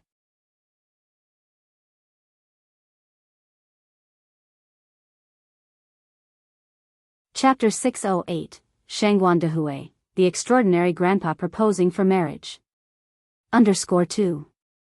So, upon arriving in the city, Enrich immediately went to a newsstand to buy a newspaper. Having quickly scanned it, Enrich quietly breathed a sigh of relief. There was no news on the paper about fatalities. It seemed that her eldest brother had successfully evaded a looming disaster. In her past life, after this incident, the entire news industry was in an uproar. The headlines of all major news outlets were about the murder that had taken place in Bottomless Lane. In her master's home, one such piece of news was kept, which Enrich had glanced at unintentionally. Because it was the last photo left by her brother before he passed away, her master and his wife neither dared to bring it out to look at, nor had the heart to throw it away. Li Ronghua, standing next to Enrich, remarked, Yang Yang, I didn't expect you to like reading the news. Yang folded the newspaper and put it in her backpack. I'm just killing time, there's nothing else to do. By the way, Sister Ronghua, I need to go to the bank next, do you want to come? Li Ronghua nodded, sure, I don't have anything else to do either. The two of them went to the bank where Yang withdrew 100,000 yuan. At that time, if you were to withdraw more than 10,000, you needed to make an appointment 3 days in advance. Yang had made her appointment a few days earlier, so she got her cash quickly. Li Ronghua watched as Yang stuffed the cash into her canvas bag, astonished. Yang, why are you withdrawing so much money? 100,000 yuan. That's a whole bag of it. This was the first time Li Ronghua had ever seen so much money, and it felt surreal. She was even a bit worried about Yang carrying so much cash. What if she got mugged? To buy a house. Yang responded. Buy a house? Li Ronghua asked perplexedly, why would you want to buy a house? Doesn't your family already own one? Investment. Yang slung her backpack over her shoulder. Sister Ronghua, let me tell you, in the future, the real estate prices in Beijing will soar by 10, even 1,000 times, especially for the houses in the city center. Not to mention the city center, even the prices for the houses in Yanjiao, which is next to Beijing, will be speculatively high in the coming years. Unlike now, where buying a house is like buying cabbage. No one even wants to buy one. Really? Li Ronghua walked out with Yang. Yang, don't get conned. Isn't it enough to just own a house? What's the point of buying so many? Li Ronghua had seen people hoarding cabbages for winter, but she had never seen anyone hoarding houses. Yang laughed, it's true. Sister Ronghua, when you get home, tell your parents to invest as much money as they can into real estate. Whoever is capable of buying in the city center should buy there. If that's not feasible, buying in the suburbs is also a great bargain. Li Ronghua scratched her head, this seems a little far-fetched. If she asked her parents to invest all of their savings into real estate, they would definitely refuse. Yang carried on, Sister Ronghua, I'm quite serious. If your parents don't want to buy, I suggest you save up and buy one yourself. The government policy is really good now. As long as you have a regular job, you can apply for an interest-free loan from the bank to buy a house. In early 1983, the government had a poverty alleviation policy that offered interest-free loans. With all the bonuses and salary that Li Ronghua gets, she earns 300 yuan a month, which is even more than the salary of a white-collar worker in later years. The price of a bare shell house in the city center of Beijing is more than 300 yuan per square meter. A two-bedroom apartment of 80 square meters would only cost a little over 20,000 yuan. With a loan, there wouldn't be much financial stress for Li Ronghua at the moment. But Li Ronghua shook her head after hearing Yang's words. What? Borrowing money to buy a house? Isn't that asking for trouble? Plus, I don't see the appeal of living in the city. It's like living in a pigeon coop. If I had money, I'd build a big house in the countryside. That would be spacious and comfortable. I could raise chickens if I want to, or ducks if I prefer. City living is so restricting, even having a puppy makes the whole house stink. Yang laughed, Sister Ronghua, the way you're thinking is wrong. The house you buy now will be your marital property. It'll offer you some security, at least providing you with some bargaining power at your in-laws' place. The most important thing for a woman is to have some premarital property, and to be financially independent. Premarital property? Li Ronghua asked, what's the difference between premarital and postmarital property? Although she recognized each individual word uttered by Yang, she couldn't understand the meaning when they were combined.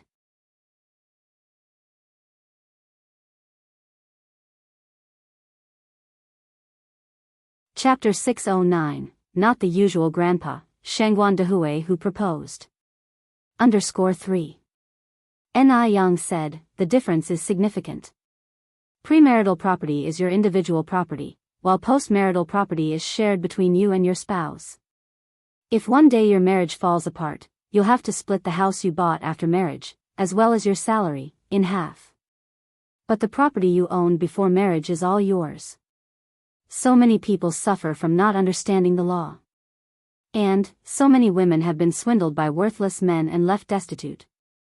Li Ronghua continued, why is that? So, you're saying if I save money now, after I get married, I'll have to split it evenly with my partner? Ni Yang nodded, exactly, you could also notarize your premarital property. However, I think the safest bet is to buy a house. After all, a house appreciates in value, while money sitting in a bank is dormant. For example, if 2 yuan can buy a kilo of pork now, perhaps 20 or 30 years later, 2 yuan could only buy a popsicle. If 20,000 yuan can buy a house now, you might not be able to purchase one for 2 million yuan later.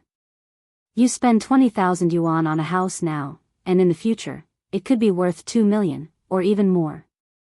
But if you just store your money in the bank, perhaps later you won't even be able to afford a washroom.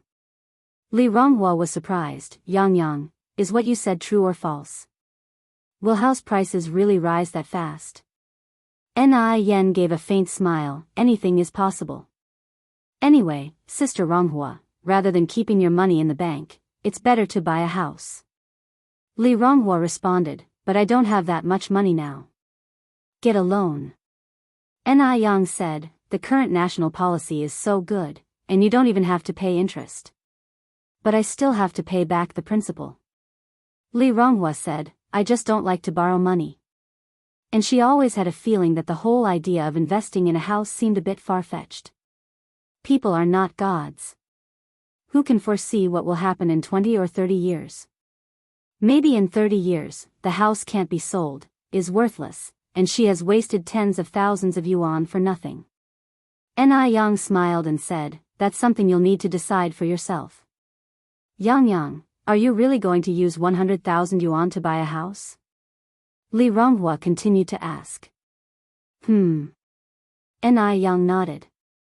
Yang, aren't you afraid of losing money? It's not easy to earn money these days. Although Ni Yang had quite a bit of money, Li Ronghua knew that Ni Yang's money didn't come easily. Ni Yang said, Beijing is a first-tier city, and there will always be people in first-tier cities. Where there are people, there needs to be houses. So, Sister Ronghua, rest assured, this investment is guaranteed to turn a profit. Li Ronghua nodded, as long as you've thought it through, Yang. Honestly, Ni Yang grabbed Li Ronghua's arm, Sister Ronghua, you should buy a place too. Li Ronghua shook her head, I better not. Seeing that Li Ronghua was adamant, Ni Yang stopped persuading her. She went to the sales office, bought 5 houses in one go, and then returned. Sister Ronghua, I've basically finished handling my business.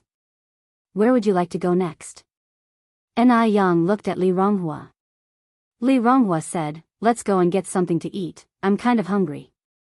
A new food street has just opened up on Yurdist Road. Okay. Ni Yang nodded. The two arrived at the food street. Just like food streets in later years, the stalls lined both sides of the street, and the food street was crowded with people, practically heel to heel. Ni Yang and Li Ronghua bought some stir-fried rice noodles and grilled meat skewers, found a spot and sat down to eat. Wang Meiying, along with Zhou Xiuzhen and Da Qiangzi's mother, were also on the snack street. Today was a day off, and the factory was closed. Wang Meiying caught sight of Li Ronghua eating and couldn't believe her eyes. How dare she, Li Ronghua, to secretly eat out behind Zhou Wenhua's back. By this point, Li Ronghua hadn't been to the Zhou family for nearly 2 months and hadn't given any money to Zhou Wenhua. Last week, when Zhou Wenhua needed 2 yuan to buy study materials, she had to provide it. When she asked her to give Zhou Wenhua 1,000 yuan, she refused. This Li Ronghua, was she still considering marrying into the Zhou family or not? Wang Meiying hardened her face, putting on the demeanor a mother-in-law should have. Xiuzhen, call Li Ronghua over. Since Da Qiangzi's mother was there, she could see how she would reprimand Li Ronghua. Da Qiangzi has yet to marry a wife. But her son was sought after by others who wanted to marry into her family, giving Wang Meiying an air of superiority in front of Daqiangzi's mother.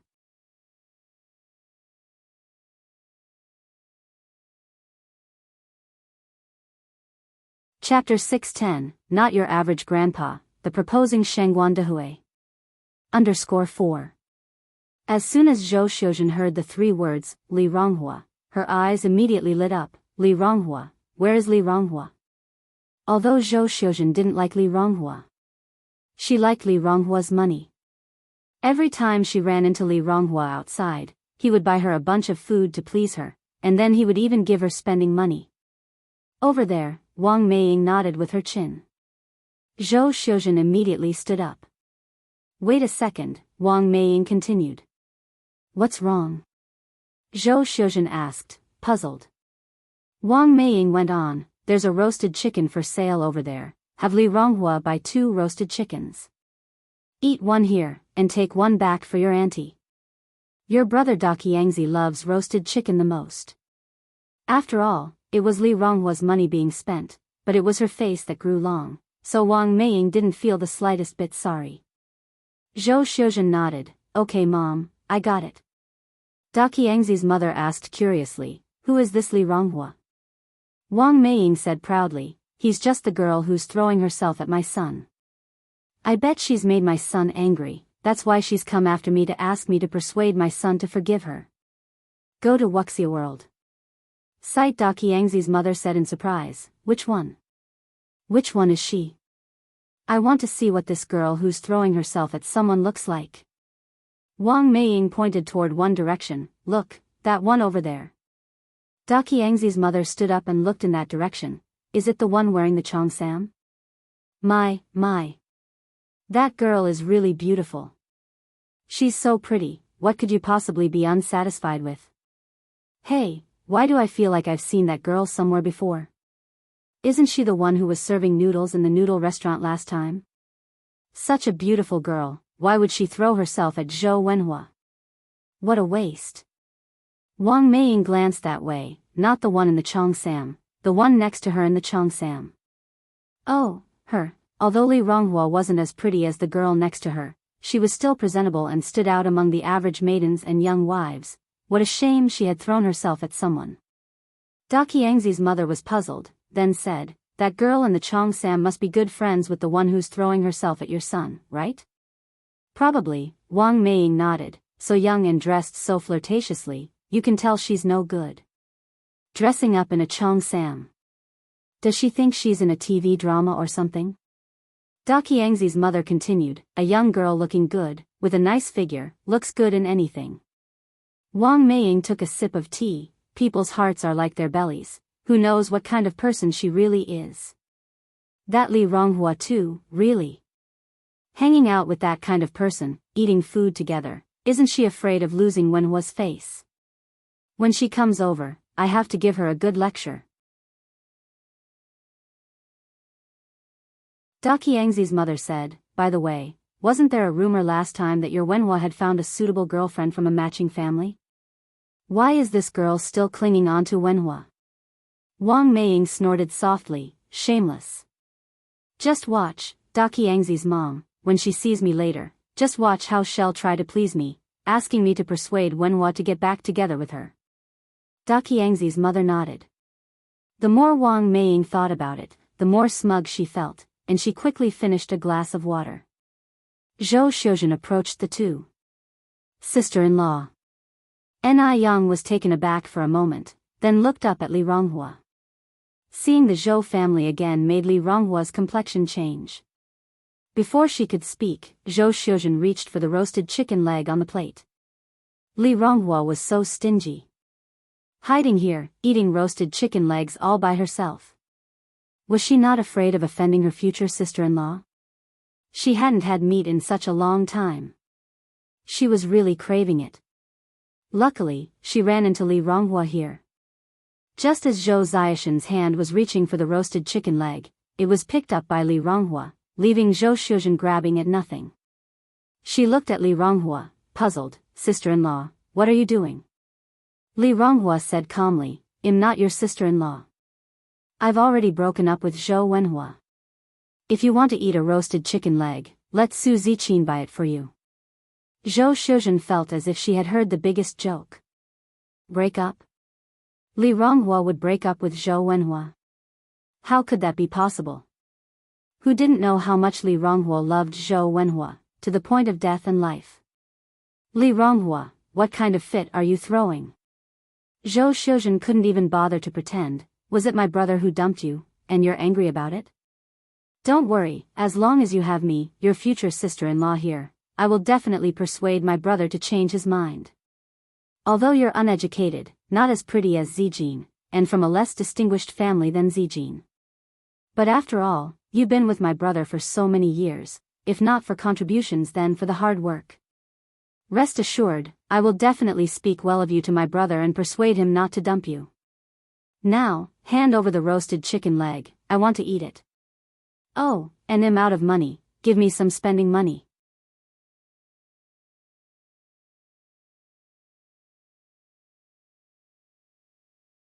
Chapter 611, Not Your Typical Grandpa, The Proposing Shengguan Dehui.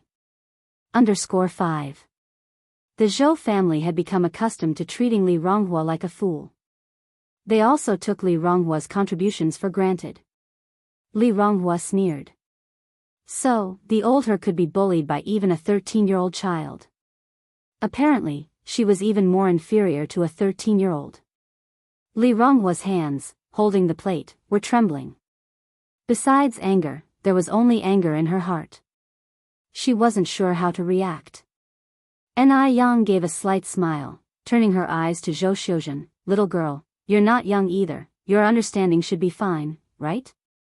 Sister Ronghua has made it so clear, do you still want to bring shame on yourself here? Zhou Xiuzhen, although young, blurted out in her anger, Li Ronghua, the type that throws herself at people and ends up owing them favors, how could she possibly decide to break up with my brother? My brother is a university graduate. She is just an illiterate who only graduated from elementary school. Ni Yang couldn't figure out what kind of family could raise such a child. Though Zhou Xiuzhen was young, every word she uttered was cutting, and extremely unpleasant to hear.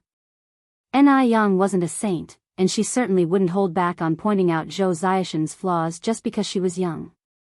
If you don't prune a young tree, it would not grow straight. A naughty child deserved to be disciplined. Go to Wuxia World. Sight Ni Yang gave a slight smile, picked up the last chicken leg from the plate and threw it in front of the stray dog beside the table. Little girl, do you see that? Sister Ronghua would rather give this chicken leg to a stray dog than to you. Also, as for your brother, even if he begged Ronghua, she would not even spare him a glance. Watching her beloved chicken leg being thrown away and gulped down by a stray dog in a few bites, Xiuzhen couldn't stand it anymore and burst into tears. If Zhou Xiuzhen had started crying in the past, Li Ronghua would have been terrified and hurried to comfort her immediately. Zhou Xiuzhen exactly had this in mind. As Li Ronghua's future sister-in-law, would Li Ronghua bear to see her cry? Seeing Zhou Xiuzhen crying so sadly, Li Ronghua couldn't help but give her a sympathetic look. When she first met Zhou Xiuzhen, she was only 8 or 9 years old. She had watched Zhou Xiuzhen grow up. Ni Yang patted Li Ronghua's hand. Li Ronghua immediately put away her sympathy. That's right. The Zhou family did not deserve her sympathy at all. Zhou Xiuzhen, crying and looking at Li Ronghua and seeing that she had no reaction, angrily said, Li Ronghua, you're done for. My mom is here today. I'm going to tell her. I'll make her hate you. I'll make sure you never step foot into our Zhou family's door again. You just wait, you wait and see. Kids are like that. They love to tattle, and they always say, you just wait.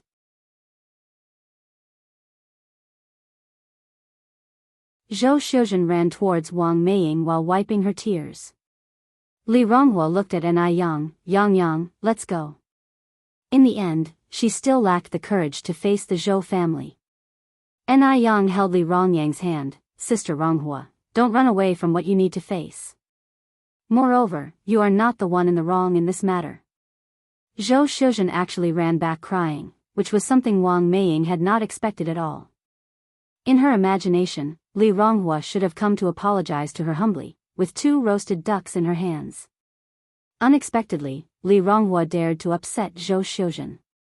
Did she still respect her future mother-in-law? Zhou Xiuzhen vilified Li Ronghua while sobbing, "Mom, that bad woman is too much. She threw the chicken leg to a stray dog, not even giving me a bite." Wang Meiying was busy comforting Zhou Xiuzhen. "Xiuzhen, don't cry.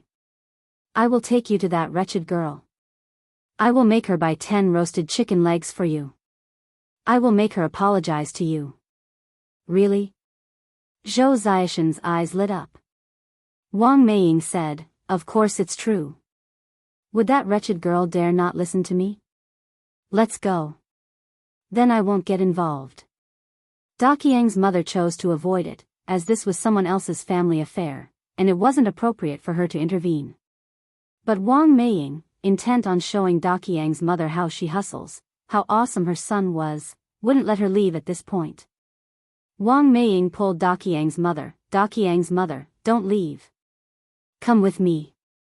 Let's see how I discipline that wretched girl. You are about to have a future daughter-in-law yourself, you can learn from me how to be a mother-in-law." "Okay then." Daqiang's mother had no choice but to trail after Wang Meiying. The 3 of them walked towards Li Ronghua. Wang Meiying said with satisfaction, "Daqiang's mother, in a while, you can see what a bootlicker that wretched girl is. She'll do anything to be with my cultured son. Even if she were asked to eat shit, she would do it without hesitation."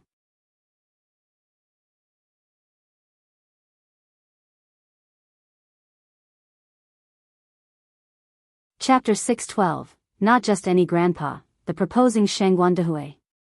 _6. Li Ronghua is just that low. Who asked for their son to be so capable? Wang Meiying, striding confidently while leading Zhou Xiuzhen, arrived in front of Li Ronghua. She didn't speak. Because she knew, Li Ronghua would definitely have his face set in a frown, take the initiative to call her auntie, and then she would give her a good scolding. Let Daqiangzi's mom see just how graceful she really is. But what Wang Meiying didn't expect was, Li Ronghua acted as if he didn't see her coming, still chatting and laughing with Ni Yang at his side. So bold. This Li Ronghua is really so bold. How dare he ignore her like this? But Li Ronghua probably wasn't that bold, maybe he just didn't see her coming. Wang Meiying straightened her back and coughed loudly. Now Li Ronghua should have heard, right? Go to Wuxia World. Sight next, she would see Li Ronghua's submissive demeanor. Wang Meiying held her head high, extremely proud of herself. After waiting a little while, Daqiangzi's mom was starting to feel a bit awkward, but Li Ronghua still had no reaction. Daqiangzi's mom glanced at Wang Meiying, her eyes extremely complex, making Wang Meiying's face feel a little difficult to sustain. What exactly is going on with Li Ronghua today? Wang Meiying didn't wait any longer and spoke up directly. Li Ronghua, what's with you? Didn't you see Xiuzhen and I coming? Sitting there like a statue. And, what's this about not giving Xiuzhen chicken legs to eat? You better hurry up and apologize to Xiuzhen, and then go buy 10 chicken legs for her. Wang Meiying spoke righteously as if Li Ronghua owed her something. Only then did Li Ronghua stop talking, turning his head to look at Wang Meiying. Lady, do you have any manners at all? Am I familiar with you? You're shouting here like no one else is around. At your age, I would expect better. How can you act so uneducated? Also, the chicken legs I bought, if I want to feed them to a dog, I'll feed them to a dog. Why should I feed them to someone who's worse than a dog? Wang Meiying was dumbfounded. She never expected Li Ronghua to talk to her like this. Is this an illusion? Shouldn't Li Ronghua be apologizing to her on his knees, admitting his fault? What on earth is going on? Daqiangzi's mom was also a bit baffled. This was not what Wang Meiying had described. This girl had spirit and character, how could she seem so desperate? Li Ronghua. Look carefully at who I am. How dare you speak to me like that? Do you still want to be with my son or not? Wang Meiying brought out her last trump card, knowing Li Ronghua couldn't live without Zhou Wenhua. When it comes to Zhou Wenhua, Li Ronghua would do anything shameless. Your son. Li Ronghua scoffed, that freeloader of a son you have, even if he throws himself at me, I wouldn't want him. Since I've bumped into you today, please go back and pass the message to your son, tell him to repay the money as soon as possible. Save me the trouble of finding him at his school, and sparing him some embarrassment. At the last sentence, Li Ronghua glanced nervously at Ni Yang. He saw Ni Yang giving him an encouraging look. Li Ronghua instantly calmed down. Thank goodness Ni Yang was here today, or else he really wouldn't know how to deal with the situation. Wang Meiying's entire face turned white with rage, cursing out loud, "You little slut.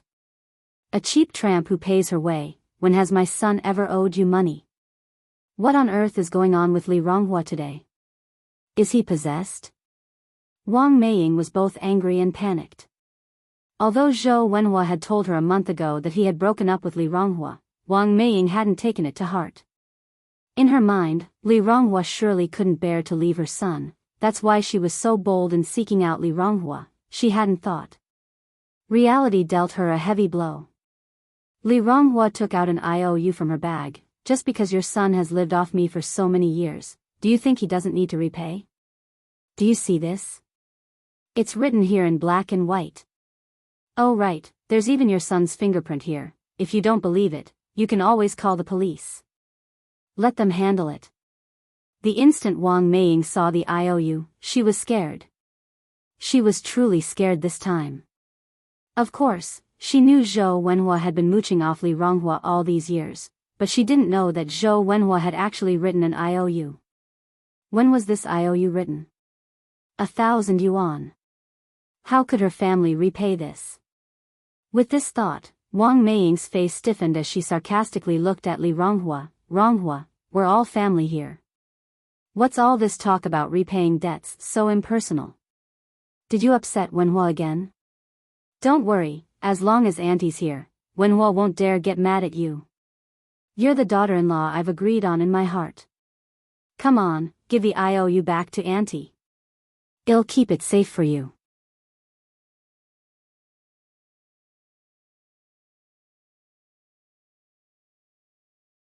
Chapter 613, Not the Common Grandpa, Shangguan Dehui who proposed. _7 Wang Meiying's face changed as quickly as turning a page in a book. She gave off completely different vibes at the start and at the end. This time, Li Ronghua wouldn't be fooled again, hell no. Who said we're a family? Go back and tell your son, if he doesn't pay back the money, the whole school will know he is a freeloader. Da Qiang's mom's face looked particularly interesting. She had thought that Zhou Wenhua was a capable man. That he could even attract young girls to take care of his expenses. Turned out he's just a scam artist. A college student at that. So embarrassing. Da Qiang's mom glances at Wang Meiying. Wenhua's mom, I have something else to attend to, so I'll take my leave and go back first. The surrounding crowd looked interestingly at Wang Meiying while chattering about her. A freeloading man. What a disturbing reputation. Wang Meiying is a face-conscious person, and under this circumstance, all her face was lost. She immediately grabbed onto Zhou Xiuzhen and made their way through the crowd to leave. Go to Wuxia World. Sight looking just like a lost dog. Zhou Xiuzhen was still insisting on having roasted chicken legs and had no intention of leaving. Mom, you lied to me. Didn't you say that Li Ronghua would buy me 10 roasted chicken legs? She still didn't understand what was going on. How could Li Ronghua turn hostile just like that? Eat, eat, eat. All you know is to eat. Will eating lead you to death? You lazy bum. Wang Meiying slapped Zhou Xiuzhen right across the face. Stunned by the slap, Zhou Xiuzhen covered her face. She didn't even dare to cry out loud and quietly followed behind Wang Meiying. How upset Wang Meiying felt. She didn't gain the upper hand, became a laughing stock in front of Da Qiang's mom, and ended up with a debt of 1,000 yuan. When did Li Ronghua, the fool, become so smart? How capable her son is. Just wait for it. Li Ronghua will have regrets one day. Wang Meiying consoled herself inwardly. After Wang Meiying and Zhou Xiuzhen left, Li Ronghua turned to look at Nin. Yang, thanks. I'm really grateful for your help today. The words she used to confront Wang Meiying were taught by Nin. If she had to face Wang Meiying and Zhou Xiuzhen alone, she wouldn't know where to start or what to say. Nin smiled and said, "It's okay. Sister Ronghua, you performed really well today. If you run into them in the future, that's the way to confront them. There's no need to be polite with such people." Li Ronghua nodded. After they finished their meal, they prepared to head back. As they were on their way to the station, a luxurious car came to a stop beside them. The car window was rolled down slowly, revealing a handsome face. It was Wu Daming. Sister-in-law. Wu Daming. Nin looked at him with surprise. "Didn't your friend mention you were out of town? How come you're back so soon?" Wu Daming responded, "I just got back today. By the way, sister-in-law, where are you and this older sister heading to? I can give you a ride." Nin politely declined with a smile. "It's okay, we're just going to take the tram back." Wu Daming, "Anyway, I'm free. If my elder brother finds out that I saw you but let you return by tram, he'll definitely break my legs." Nin gave a slight smile. "Rest assured, I promise not to tell him." "Sister-in-law, just get in. I've got nothing to do today anyway." Wu Daming hopped out of the car and opened the door for Nin. Since Wu Daming had already spoken up to this point, if Nin were to reject his offer further, it would seem like she was being pretentious. Nin and Li Ronghua took a seat in the back. Seeing a bit of dust on the dashboard, Wu Daming turned his head towards Li Ronghua. "Could you pass me the duster from the back seat?" Li Ronghua reached out, grabbed the duster, and handed it to Wu Daming. "Here you go, Grandpa." "What?" Wu Daming was taken aback and asked, "What did you call me?" "Grandpa. He's in his prime, how can he be a grandpa so soon?" "Grandpa. You called me older sister, so why can't I call you Grandpa?" Li Ronghua looked at Wu Daming. Wu Daming pointed at himself, was so excited that he lost his words. Am I that old?" He was still unmarried this year. "Am I that old?" Li Ronghua glared at him. "You actually had the nerve to call me older sister." Wu Daming seemed all right with his decent appearance. And he was so bad at talking. "I'm 23 this year." Wu Daming declared his age. Li Ronghua was almost pissed off. A man who was merely a year older than her was calling her older sister. Seeing that the argument was about to escalate, Nin smiled and said, "Daming, Sister Ronghua is 22 this year." Wu Daming shrugged. "She looks too mature for her age." Nin, now she finally knew why Wu Daming, despite being mature, still couldn't find a girlfriend. This wasn't just some straight talker. This was a straight talker with a drill. Li Ronghua leaned back on the seat, turned her head, and ignored Wu Daming. Wu Daming involuntarily rubbed his head. This woman is really weird. And she's mad now. Whoever marries her will have rotten luck for 100 generations. He knew he shouldn't have saved her that night. As the car sped along the highway, after a while, Wu Daming, as if remembering something, blurted out, "All right, sister-in-law, thanks for the birthday gift." When he received the birthday gift from Nin, Wu Daming was astounded. He never thought that Nin would remember his birthday after he had casually mentioned it that day, let alone buying him the Nikon FM2 camera that he had always wanted. Sister-in-law is indeed his true sister-in-law. Nin laughed and said, "You're welcome. By the way, do you know Brother Mo's birthday?" "Of course." Wu Daming continued, "My elder brother's birthday is on November 14th of the lunar calendar." "Are you preparing a gift for him?" Nin nodded. "Promise me to keep it a secret." Wu Daming nodded hastily. I understand. I understand it all." How romantic. In this era, romantic was a popular term. It means to be romantic. At the same time, in a cafe in Beijing. Sitting across from Shangguan Dehui were Ni Tsuehua and little Ni Yun. Shangguan Dehui had initially assumed that he would face communication barriers with Ni Tsuehua, considering she had grown up in a village and had never gone to school. But to his surprise, Ni Tsuehua was just as knowledgeable as he was. There was no communication barrier between them at all. Dia. Shangguan Dehui held the prepared red velvet box in his hand hesitatingly and finally broke the silence. What is it? Ni Tsuehua looked up at Shangguan Dehui. Shangguan Dehui felt his palms were getting sweaty, and the prepared words slipped from his mind.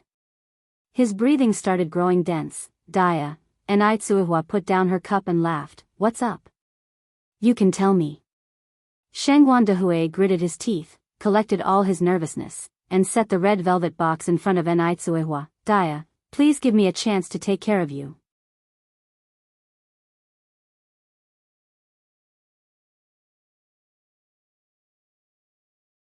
Chapter 6:14, Agreed to be together, visiting parents, guests who have come from afar. _1 There was a diamond ring in the red velvet box.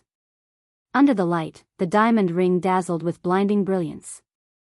Gathering his courage, Shangguan Dehui stood up from the chair and knelt on one knee. Comrade Dia, Chairman Mao said that any courtship which doesn't lead to marriage is hooliganism. I heard that young people nowadays propose on their knees, so please allow me the opportunity to take care of you. Shangguan Dehui was very nervous, holding the diamond ring, his hand was trembling.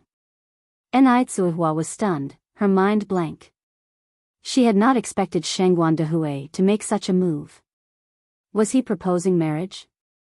Ni Tsuehua had never experienced something like this in her life.